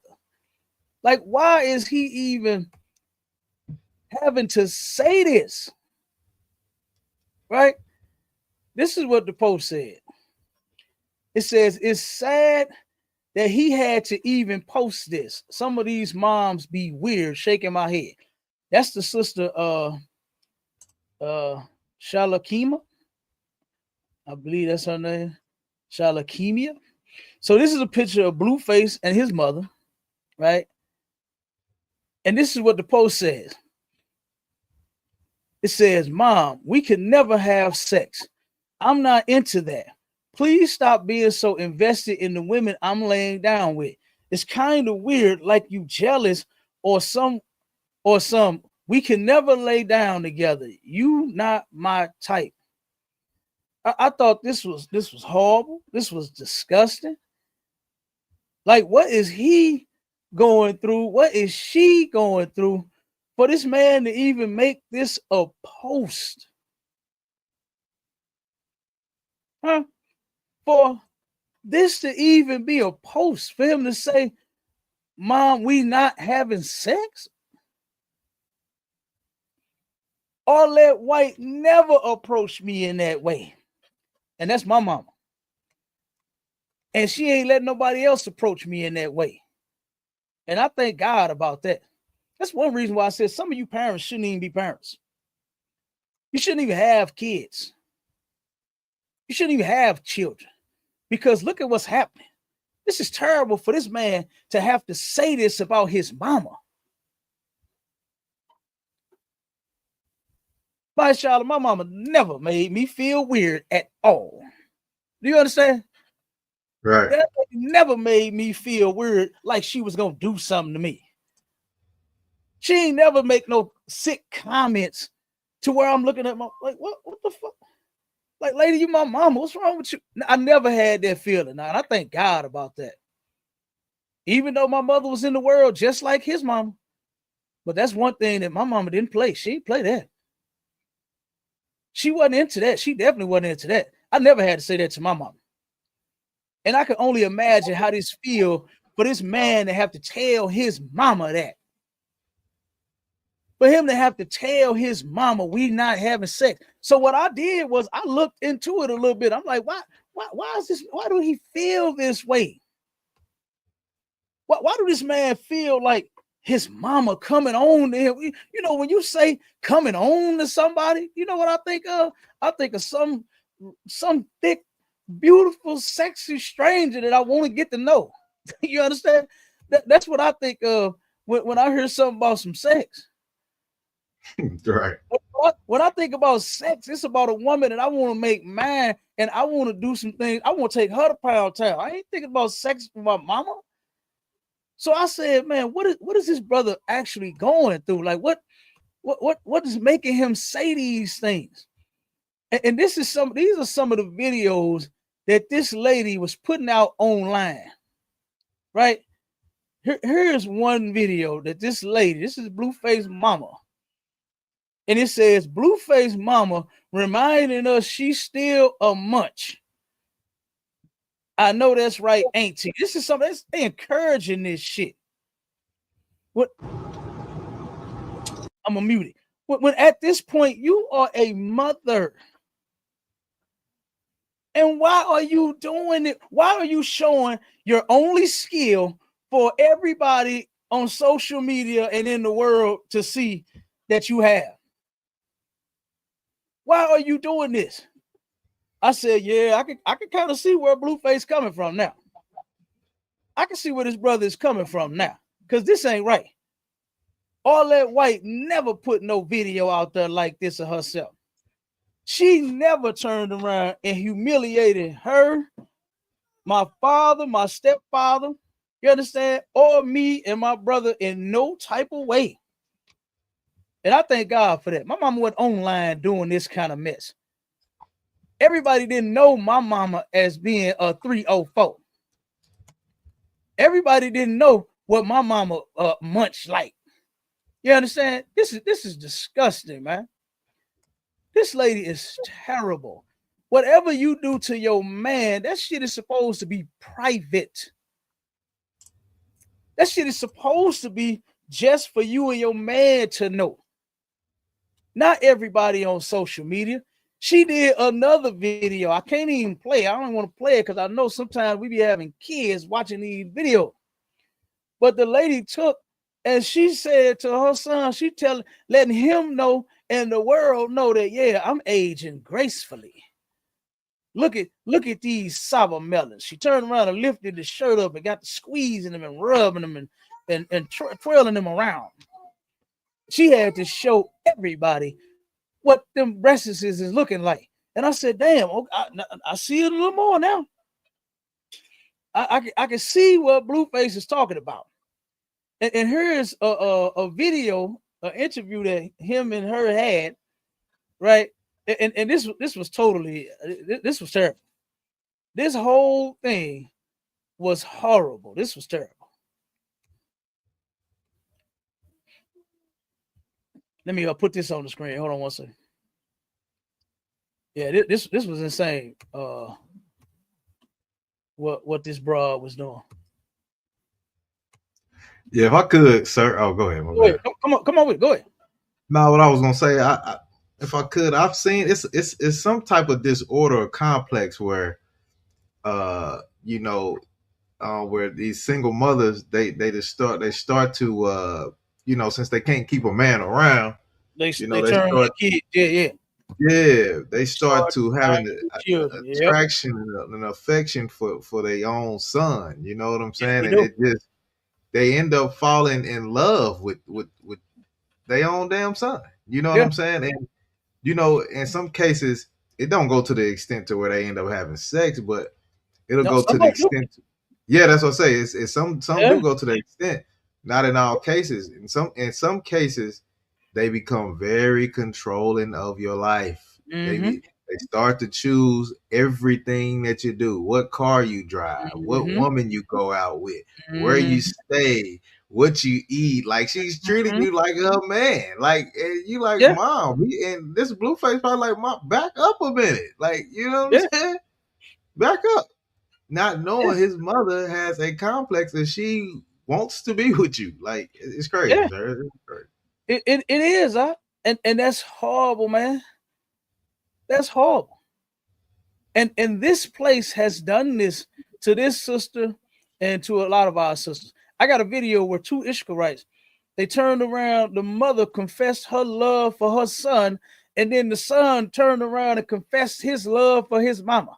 And now they are in a relationship together. I said, OMG. I just don't understand that type of mother and son relationship. The type of relationship that I had with my mother was not one of any type of sexual nature. I never wanted to see my mother naked. I remember one time, right? I turned around and came home and got my ass cussed clean the F out, right? Because I started going in my mama's room and heard my stepfather was in there and they was laying down and they was naked. You understand? And my mama quick, fast, and like, shut that motherfucking door. You know what I'm saying? She didn't want me to see her like that. And I never saw her like that. I never saw my father like that. I never saw my stepfather like that. I love that man. You understand? AJ, he was cool, brother. He treated me just like he did my little brother, his own son. That man never did anything sick to me, never mistreated me in any type of way. I actually love the brother, man. He's a decent brother. You understand? And she didn't want me to see them like that. They weren't doing anything. They were just laying. That's how couples do. That's what relationships are. Relationships are intimate. And guess what? You do intimate things sometimes.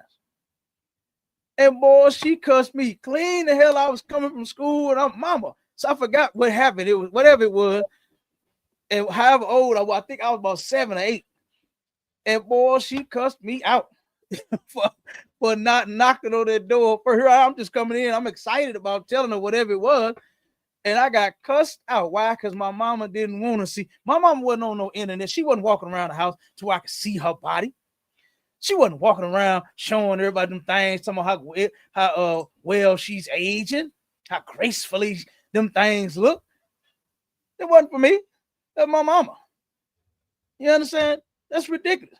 But this brother, he is having to shut his mother's what you call it, complex. He's having to shut his mother's complex down. Go ahead, Mike Shalom. Now I'm gonna say, sir, you know, this tale right here is as old as time because we just talked about it the other day when you know what I'm saying. You know, we always follow the ways of the heathen. This is when Nimrod, you know, married his own mother. You know what I'm saying, and that's where you get this whole Christmas tree story and all this stupid holiday coming up. Is because of these. This is what the heathens did back in the day. They married their own mothers. Yeah. You know what I'm saying? Yeah, they did. So this is just some of the this is just, you know, we try to follow these people and think we end up in a better situation, but it just continues to destroy us, sir. Yeah, absolutely. Brother, get Leviticus 18 and I believe 6 for me. If I could, sir. Go ahead, sir. Benji Mays, hey Benji Mays, I'll put the chat in the link if you want to come up, brother, and you know, express your thoughts on the show. You know what I'm saying? Give me 1 second. Let me drop this in the chat real quick, Cap. See if he man enough to join. I ain't put it in the chat yet. That was yeah, you did, but that's all right. I got it right here. I'll put it in there. Yeah, I see they comment. Okay, come on, sir. Yeah, Benji, man. Go ahead. Go ahead. What was that again? It was Leviticus 18 and verse 6. Come. Leviticus chapter 18, verse 6. None of you shall approach to any that is near of kin to him. Stop right there. That right there. The near of kin to you. The Lord said, none of you shall approach the near kin. This is your very own child. How near to kin is that? To where you gave birth to this boy. What they say in the hood, back in the day, I brought you in this world and I'll take you out. Boy, that shit used to be funny as hell. I used to hear that, and I'll be like, take me out. Wait a minute, for what? You know what I'm saying? Why you want to take me out of here? I ain't even do nothing. You know what I'm saying? What they say back in I ain't even do nothing. You understand? But they used to say that a lot back in the day. Boy, I brought you in this world and I'll take you out. I brought you in this world for Christ's sake. I definitely don't want to do nothing sick to you. And the Lord said, this is in his laws, to make sure you don't do nothing sick to your children. He gave you a law behind it. Why? Because the heathens were doing this. My Charlotte just said it. The heathen were doing this. And this is why the Lord, I'm going to give you another scripture real quick. My Charlotte, get this one for me. Go ahead, sir.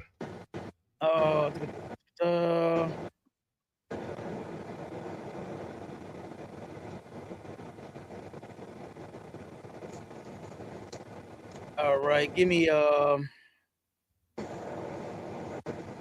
Exodus 11, and I think it's verse 6. No, verse 7. Verse 7. Give me Exodus 11, verse 7. Come on, sir. In the book of Exodus, chapter 11 and verse 7. Mm-hmm. But against any of the children of Israel shall not a dog move his tongue against man or beast, that ye may know how that the Lord doth put a difference between Egyptians and Israel. Okay, so the Lord put a difference between them Africans, that's who the Egyptians are, and the Israelites, that's blacks, Hispanics, and Native Indians. So the Lord is putting a clear difference. While they're in Africa, that's part of their culture, especially for royalty. While you Negroes is walking around with that Queen Nefertiti head on y'all chain and thinking that y'all a king, a pharaoh in Africa and all of that shit, those people of royalty, they kept it in the family. They kept it in the family. They didn't turn around and say, you know what? I'm just going to leave you all of my possessions so we can keep that in the family. No, they married within the family. Mm-hmm. That's how they kept it in the family. By them saying, hey, we're rich. You know what? We don't want this to go nowhere else. So I'm gonna marry my son, marry my daughter, so that way our inheritance stays among us. That's not how we get down, Israel. This shit that we said against Blueface and his mama, this should not be. This should not be. And I see the weirdo. He don't want to come on the stage. Yeah, come on, sir. If I could add in, sir. If I could add it, see, we use it as an analogy. You know, we gonna keep it in the family. You know what I'm saying? If I got this nice ass car count, I'm gonna pass it on down to my son. I'm gonna keep it in the family. These nasty Egyptians was doing it literally. They was keeping it in the family. They was having babies by each other, big head, waterhead babies by each other. Yes, absolutely. Those mud hutting, doodle eating Africans kept it in their family by marrying their children. That is while Benji's talking about the conversation is sick and disgusting. If our people weren't acting like heathens, you understand, and was able to keep God's laws like what we read, this wouldn't be a goddamn conversation. But since it is, we're going to have the conversation. We're not scared like you. You understand? And if I am mistaken, I think that's the same weird old Benji from Clubhouse. It's the same drug addict Benji from Clubhouse. You understand? That's who that is. I believe that's him. I don't know. That's who I think that is. The one that admits he gets high all day, every day. He a dope fiend, probably because he got molested as a child. That's probably why he's such a drug addict. I believe somebody defiled him as a child. And he don't know this is a conversation that he need to be in so he can get him some help for his sickness and his drugs. You understand? We got the help for him in here.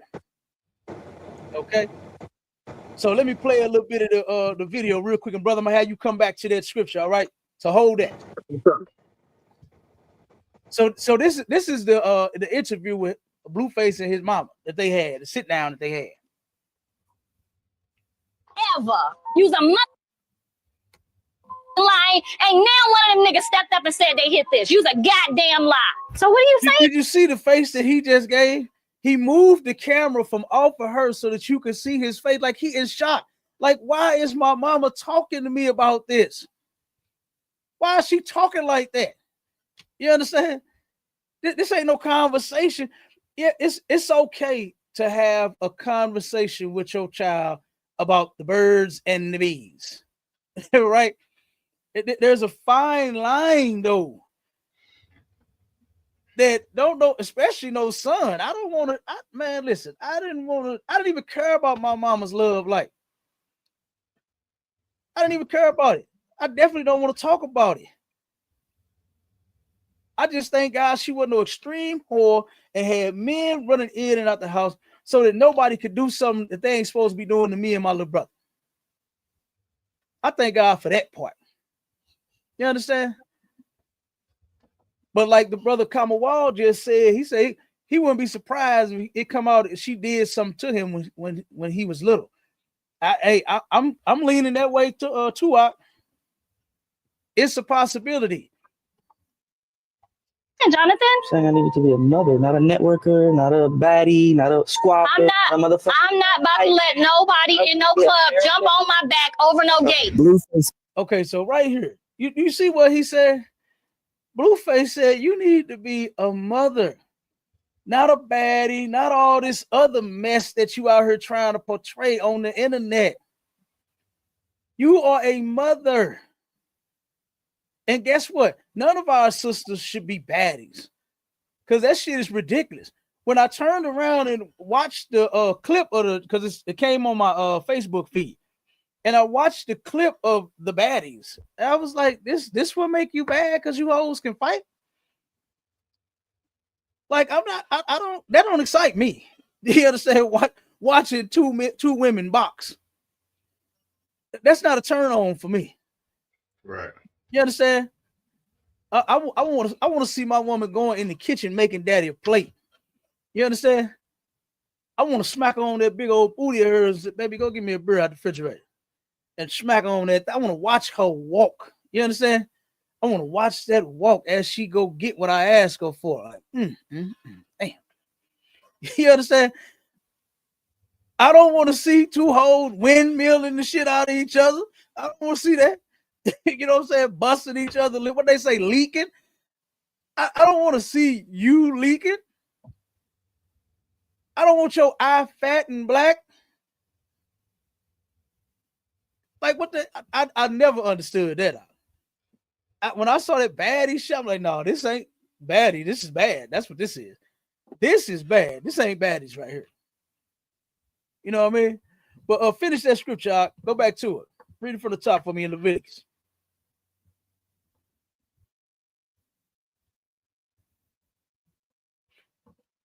Take your mic off mute. You're on mute, brother. You're on mute. It's all right. No sweat. Salakia. Ain't no sweat. Leviticus chapter 18, verse 6. None of you shall approach to any that is near of kin to him to uncover their nakedness. All right. Keep going. I am the Most High. Damn right. All right. Now read verse 7. Now I start breaking down the near kin that you're not supposed to be touching in such a way. Go ahead. Come. Leviticus chapter 18, verse 7. The nakedness of thy father. So your father, wait a minute. I think it's one more line. Read it. Or the nakedness of thy mother. Okay, so your father or your mother, you are not supposed to get turned on by them. You are not supposed to approach them and see their nakedness. This is talking about their naked body. To have sex with them. You are not supposed to see that. You are not supposed to see them naked at all, period. They're supposed to have on clothes anytime you run into your mama or your daddy. Any brother or any sister that you see, you understand? You're not supposed to see their nakedness. Of course, if it's your wife or your husband, then that nakedness, that's for y'all. Y'all nakedness is for each other because you are husband and wife. You two have become one. So you can very well see your husband or your wife's nakedness. But your brother or your sisters, your father or your mother, no. Keep reading. Come. She is thy slakia. Shalt thou not uncover. She is thy mother. That's your mama, for Christ's sake. Ain't that what they like to say out there, Hakim? Okay. She's your mother for Christ's sake. It's your father for Christ's sake. But why don't, for Christ's sake, you stop looking at her? Go ahead. Thou shalt not uncover her nakedness. Keep going. That's it on that. Verse 8. Verse 8. The nakedness of thy father's wife shalt thou not uncover. You're not even supposed to be looking at your stepmama. Right? You're not even supposed to be looking at her to uncover her nakedness. Keep going. It is thy father's nakedness. That woman belongs to him. You ain't supposed to be seeing what she working with. Keep going. The nakedness, verse 9. The nakedness of thy sister. The daughter of thy father. Or daughter of thy mother. Whether she be born at home or born abroad. Even their nakedness thou shalt not uncover. So your sister, no matter whether she on your mother's side or your father's side. That's your sister, for Christ's sake. Why are you looking at your sister? You used to protect her from little boys on the playground and at school. Why in the hell would you defile her? That's disgusting and that's shameful and that's sick. You understand? That's sick, man. Keep going. Verse 10. The nakedness of thy son's daughter, Mm-hmm. or of thy daughter's daughter, Mm-hmm. even their nakedness thou shalt not uncover. So when it's saying your son's daughter or your daughter's daughter, this is talking about your grandkids, right? Don't uncover their nakedness. Don't you be a nasty ass granny and try to defile the goddamn grandbabies. Don't do it. The Lord got all T's crossed and all I's dotted. You understand? To where this should never take place in the Black, Hispanic, and Native Indian community. We should never do this to our children, man. We should never turn around and look at our son and have this complex to where you can't keep a man so bad. The only man you could turn to is your damn son. Learn how to keep a man. It ain't that goddamn hard. What did my girl China Monet say? She said, cook, clean, fuck, and shut up. Don't nobody want to hear your badass attitude all motherfucking day. Be quiet. Was you ever told as a child, if you ain't got nothing nice to say, to shut your motherfucking mouth? You ain't always got to show your attitude and display how mad and how evil you can be to everybody. Shut the fuck up sometimes. Do something nice for some motherfucking body. You always want somebody to treat you right, but you haven't mastered how to treat anyone else right yet. Oh, God, sir. You so goddamn selfish. All you know is what you feel and how you want to feel. And you don't never care about how nobody else feel. You don't not one time take into consideration, maybe he wouldn't like if I just jumped in his face and cussed him out. I don't think he would like that. Do you ever stop and fucking think? Do you have a goddamn brain? Or are you bitches just fucking stupid? To where that's all you know how to do is cause confusion and mess and drama and keep that toxic shit up every day of your goddamn life. Fuck is wrong with you? Master P said it in a song. He said, bitch, get your mind right. And boy, I love that verse. I love that. Because so many of you brainless bitches need to get y'all mind right. You really do. You really do. And I'm saying it because I love you. Right? I don't want you to develop that complex to where you turn around and turn on your son one day and defile him. All because you ran his daddy off. And all your kids' daddies you ran off. And every man you ever encountered, you run off. Men only stay there with you long enough to get what's in between them legs, and he gone. After that, he's out of there because he see that you're not even worth being with for real. Because you can't control yourself. You got a temper.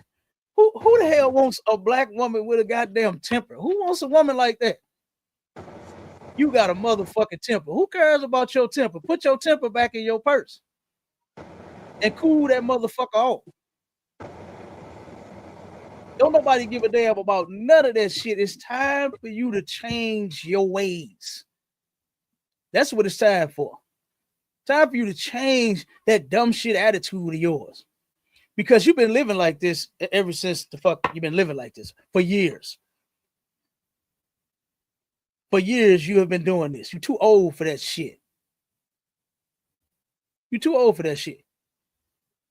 Something was stripped from you. And it's called your femininity. Just because you sisters look good and smell good, oh boy.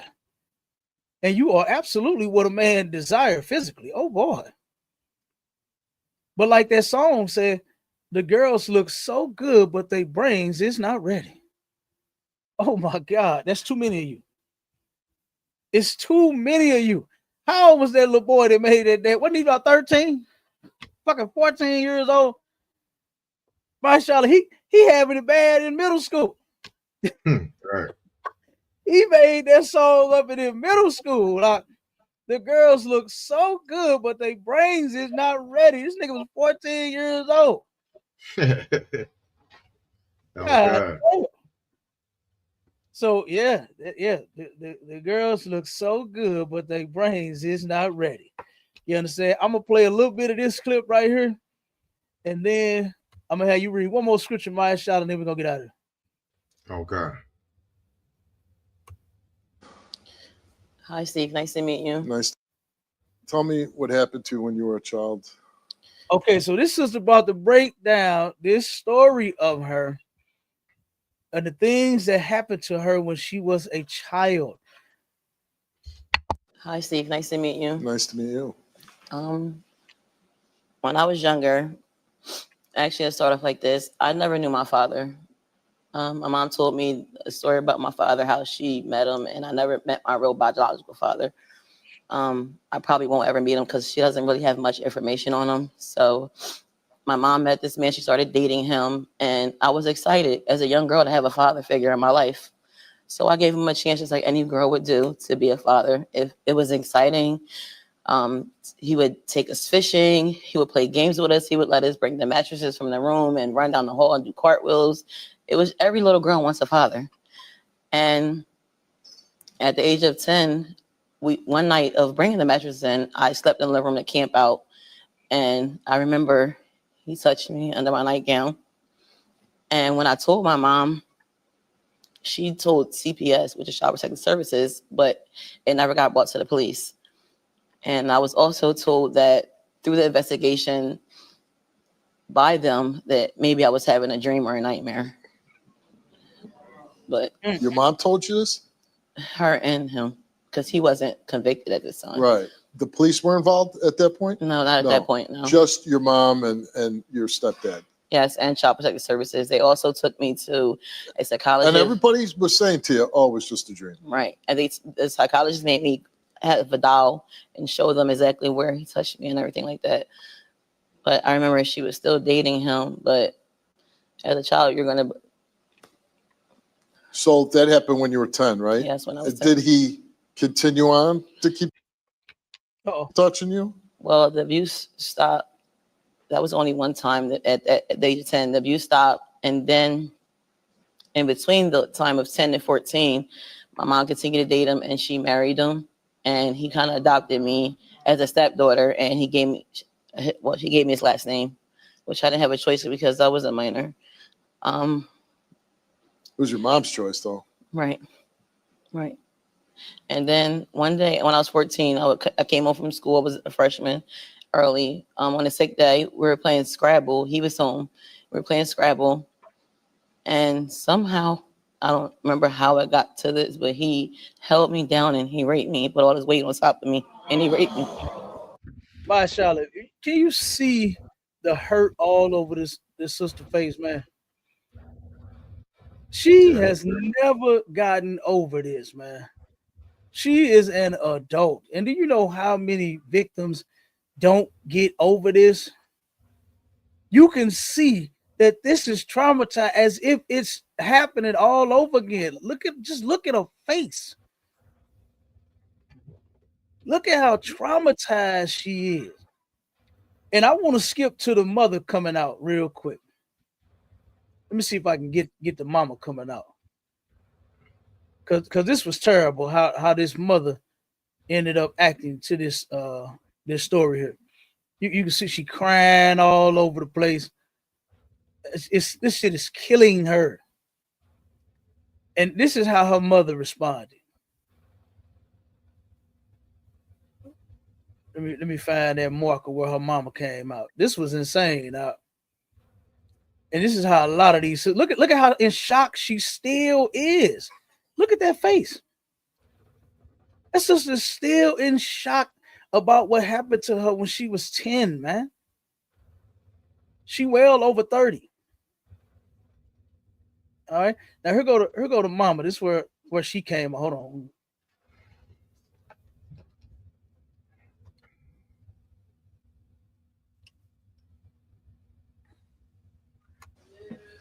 Don't do that. Don't do that. Don't do that. Don't do that.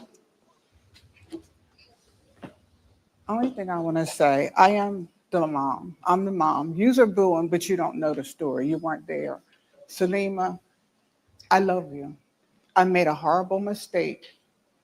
I didn't know.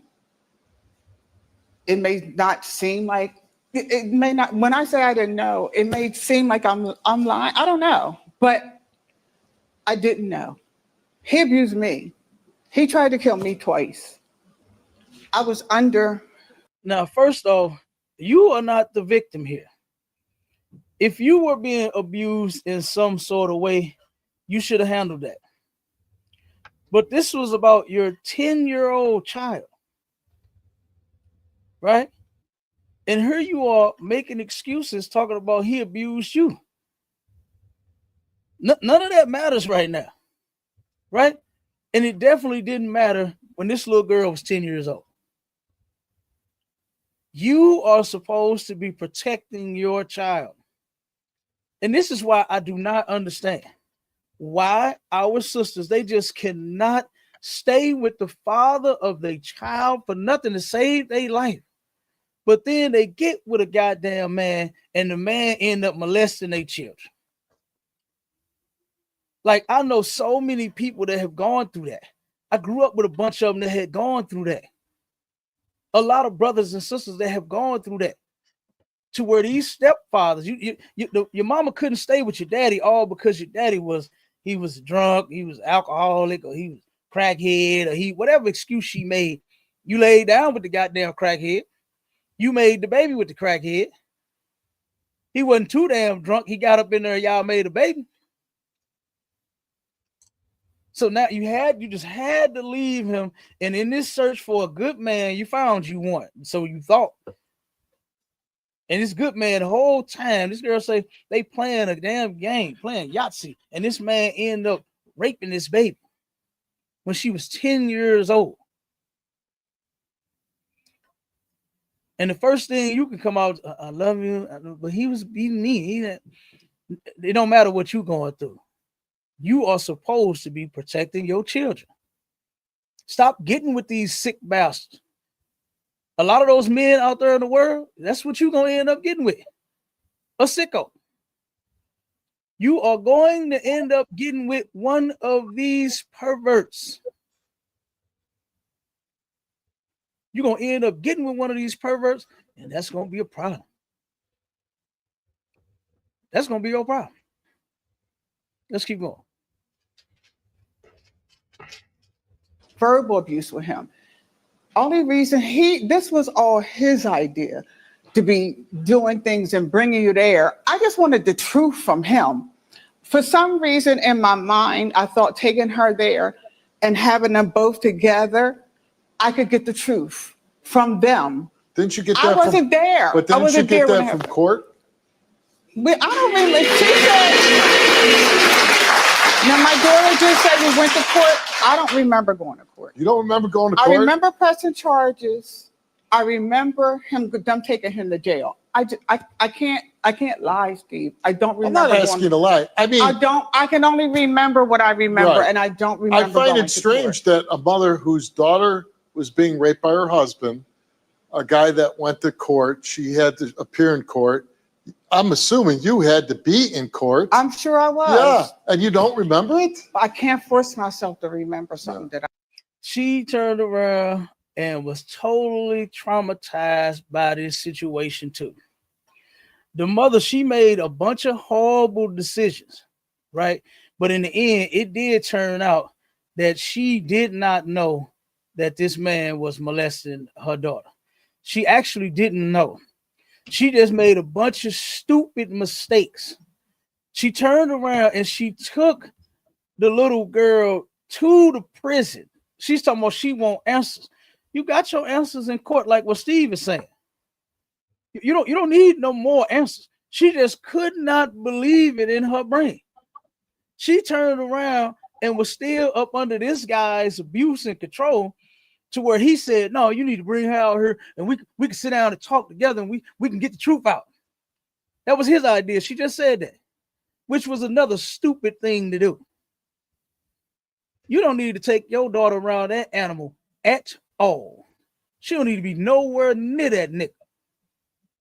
And this was after he got sentenced to 15 years in prison. His idea was to call his wife and have his wife bring her to the jail so that they could talk, so mama could get some answers. Fuck that. I'm not talking to you. We ain't got nothing to talk about. We have nothing to talk about. You understand? So she actually did not know. You know, she did make a bunch of stupid mistakes. And this is why the Lord said, when you decide on getting in a relationship, you stay in that relationship. Stop getting with a man and thinking he's just the worst in the world, all because he had another woman. I'm pretty sure that's what it was. And because you so Christian-y in your brain, you say, oh, nope, man, I'm supposed to have one woman. You believe in that lie that the white man gave you in that Christian church, saying that a man can only have one woman. That is a lie. That's a lie. But here you go, you with several different men. You done had a bunch of goddamn men. I don't know where is the line in the scripture for that, my Shala, about all of the men that these women are out here sleeping with, stretching their goddamn vagina so far wide from her to Albuquerque. You understand? Come on. That thing all the way from her to Albuquerque, New Mexico. But they ain't got no line and no scripture for you. They're telling you how many men you supposed to be with. They let you be with everybody. Why? Because they want to use you in the Christian church. They want to use you for your body and your money. And guess who else they gonna get too? Your children. They're gonna get your children too. And you're gonna give them to them. You're gonna give them to them. The mother's gonna talk about how she was molested when she was a child. She was a victim of the same thing. But see, this is what happens when you end up making the same mistakes that your parents made. You're gonna put your children through the same things that you went through. You're not doing a good job of protecting your children, man. You're not supposed to defile them in any type of way. You're supposed to be protecting them. What they say, mother's supposed to protect her cubs. Come on now. You think back to when you were molested as a child. You think back on how your parents did you and left you around their stepfather and left you around their new boyfriend and left you around some goddamn stranger so she could go to work. You think about how your parent did you as a child. And you say to yourself, you know what? Wait a minute. Whoa. No, you know what? Even though his daddy is a drunk and alcoholic, I'm going to stay with the daddy. Because at least he ain't touching them. I might have to lock him in the door in the bedroom when he get drunk so the kids won't see that. But goddamn, at least the man ain't touching his children. But instead, you do the same exact shit your mama did. You can't control yourself. You can't keep the man that you made the children with. So you go get another man and then he start fucking your children. And you doing the same fucking thing over and over and over again, and you don't see it. You don't realize it. And the shit never stops. The trauma never stops. The cycle never ends. But that shit stopped her, man. In the ISUPK, we don't molest children in her. We ain't having that in her. We not defiling children in her. We raising them up the way that they should be raised up, being protected. You understand? Being provided for. Being taught the laws of God so that they can keep them themselves when they get older. You understand? All you nasty, perverted ass men and women, brute-faced mama. We got the cure for your sickness and what you call it, Mashallah, your complex. We got the cure for your complex to where you won't defile your children, man. You won't defile them with drugs. That sister that turned around and had their fentanyl, she had a hotel high as a fool. And she passed out and the baby got a hold to the fentanyl and the baby's dead. You won't be defiling your children with drugs. You know why? Because you're going to keep your children safe from drugs because you'll never get high yourself. That one video we played a while back, mashallah, when the kids had turned around and got hold to the mama's damn edibles. Eating that goddamn shit as if it's candy. And the mama, dumbass, this dumb bitch, recorded the children sitting there vomiting and throwing up and sick. When soon as one of your friends called DFS on you, you're going to jail. You're going to jail. Like I said, some of you parents shouldn't be parents at all. We should take some of you and cut out your parts where you can't make children at all. Because you don't deserve children. You don't even deserve to be around any children. You can't keep your nasty, sick hands off of kids. Doing this to a 10-year-old little girl, defiling her in such a way. It's ridiculous, man. But look, we passed the time. You understand? The water to everybody, all our brothers and sisters for tuning in, man. I appreciate you rocking with us. My right hand man, Officer Mashallah, you understand? Always in the building with me. You understand? The water to you, brother. You understand? Okay, sir. And then, like I said, for all our brothers and sisters that's watching and tuning in, the brother Officer called. He out there on the road. You understand? This brother is on the road, but is still trying to find ways on how he can do the work of the Lord. You understand? So he turned around and dropped by and came on our show. You understand? So the water to him. You understand? Like I said, man, we got to turn around and stop defiling our children, man. Look at what we're raising. We're raising them to be monsters just like yourself. You are a goddamn monster, and you're going to raise your kids to be one. So we got to turn this around. And it absolutely can happen. Mashallah, give me Romans 12, verse 1 and 2. For all you goddamn Jesus freaks, you understand? We're going to turn around and see if you can do what Jesus prescribed in the New Testament for all of you freaks to do. Because you're a goddamn freak, all right. They some freaks in that Christian church, ain't they, Mashallah? And I ain't talking about no good way. I ain't talking about no good way. I ain't talking about in a Rick James way. She's a very freaky girl. I ain't talking about that. Because ain't nothing wrong with that as long as it's with your man. You understand?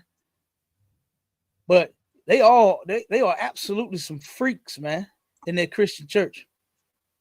You understand? They are absolutely some freaks in that Christian church. And this is why you got to get out of it. All you Black, Hispanic, and Native Indian men, women, and children alike.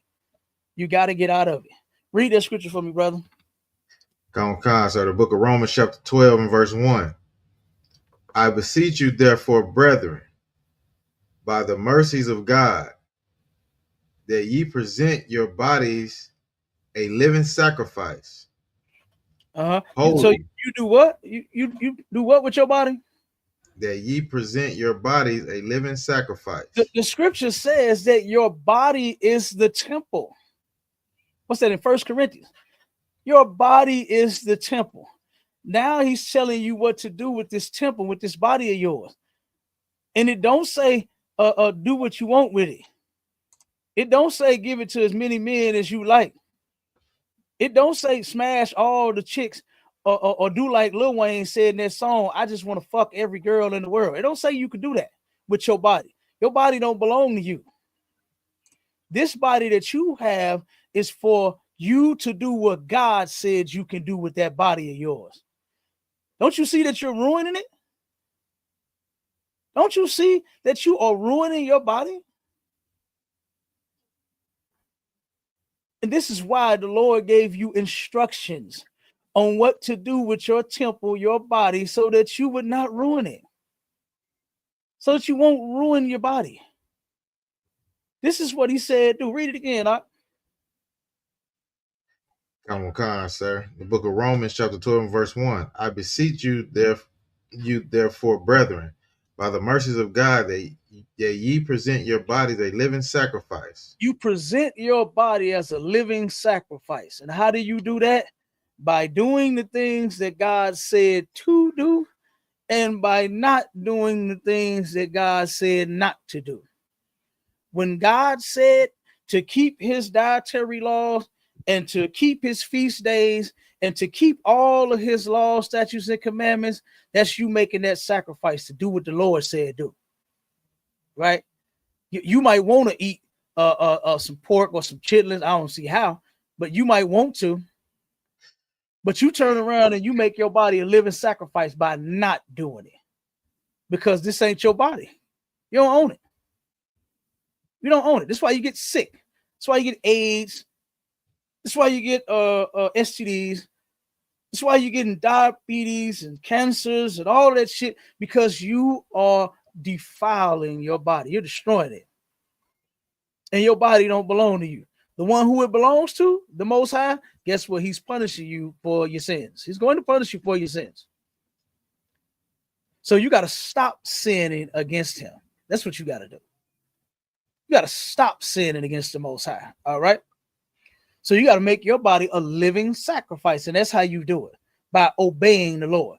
Keep going out. Holy. Separate. That's what that means. That word holy means separate. Don't be like them other hoes, man.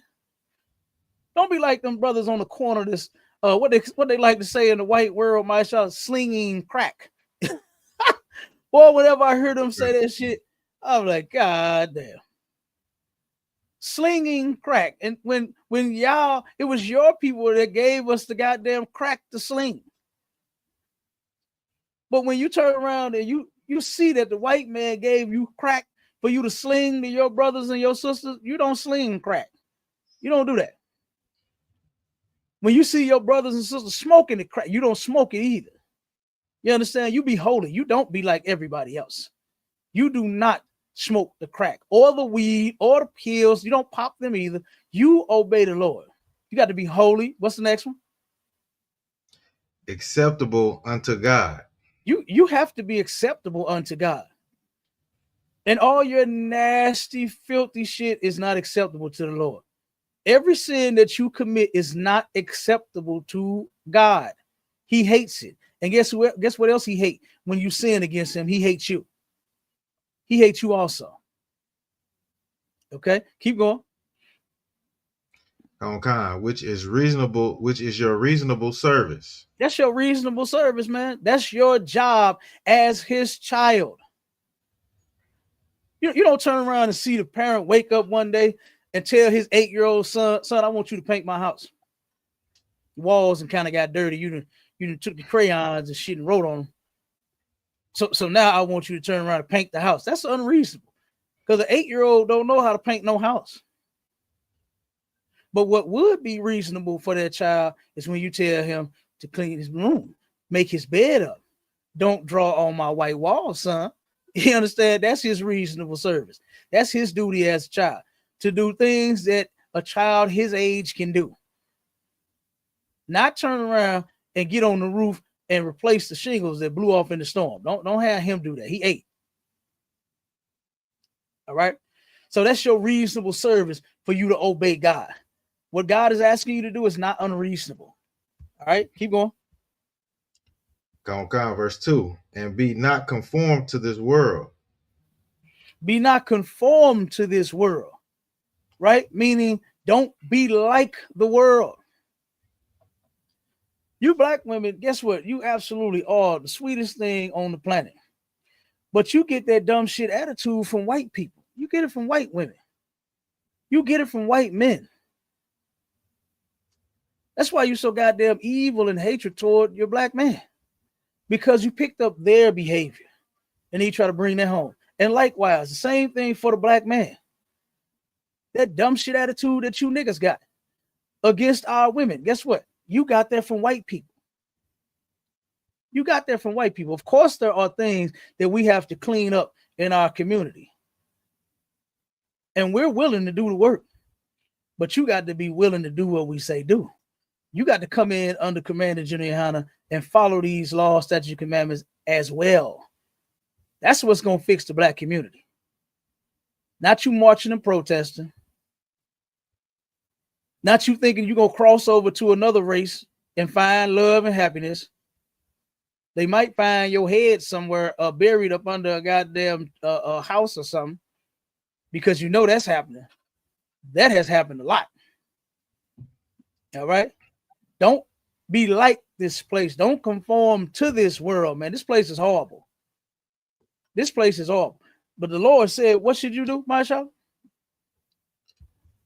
But be ye transformed by the renewing of your mind. Be transformed by the renewal of your mind. Change. You got to change your mind. You got to get this right up here. All that talk about your heart. I got a good heart. No, you don't. You're a terrible individual. Because this ain't where your heart at. You understand? This heart right here ain't got nothing to do with what the Bible was talking about. You got to change your mind. You got to get your mind right. You understand? You got to be ye transformed by the renewal of your mind. You got to get this thing right, man. This is what's got you being all evil and stupid and nasty and breaking God's laws. This right here, not that thing in your chest, because you gave a homeless man $5. And oh, I got a good heart, man. I saw that brother, he needed some food. That's fine. That's a good thing you did. Nothing wrong with that. But this is what you need to fix. You good at giving the homeless $5 when you see them when they ask you for a meal. But you're not good at keeping God's laws, statutes, and commandments. You understand? And that's where you need to change at. And with that, I'm off of it. I'm done. The water brother, I appreciate you for dealing with your captain, putting up with your captain for all this time. You understand? Oh, God, sir. Now, you want to close out? Lie, sir. You pretty much wrapped everything up out of one. The water warrior. I see. And look at Israel. Make sure y'all tune in to the next one. Go to ISUPK.com. Get in them classes. Pay y'all tithes. Be looking for the Passover. Ooh, back down in Texas. You understand? And we're going to do it big again down there in Texas. Oh, boy. You understand? Cap Yachty, I wonder what he got in store for us this year. You understand? Well, next year. This year, not this year. 2025 is gone. Right. It's over with. In a few days, it'll be 26. And that's something else that you black people better not celebrate either. It's New Year's. You better not celebrate that shit either. All right? Because we got one for New Year's too. And with that, we go on Israel Shalom. Shalom Israel.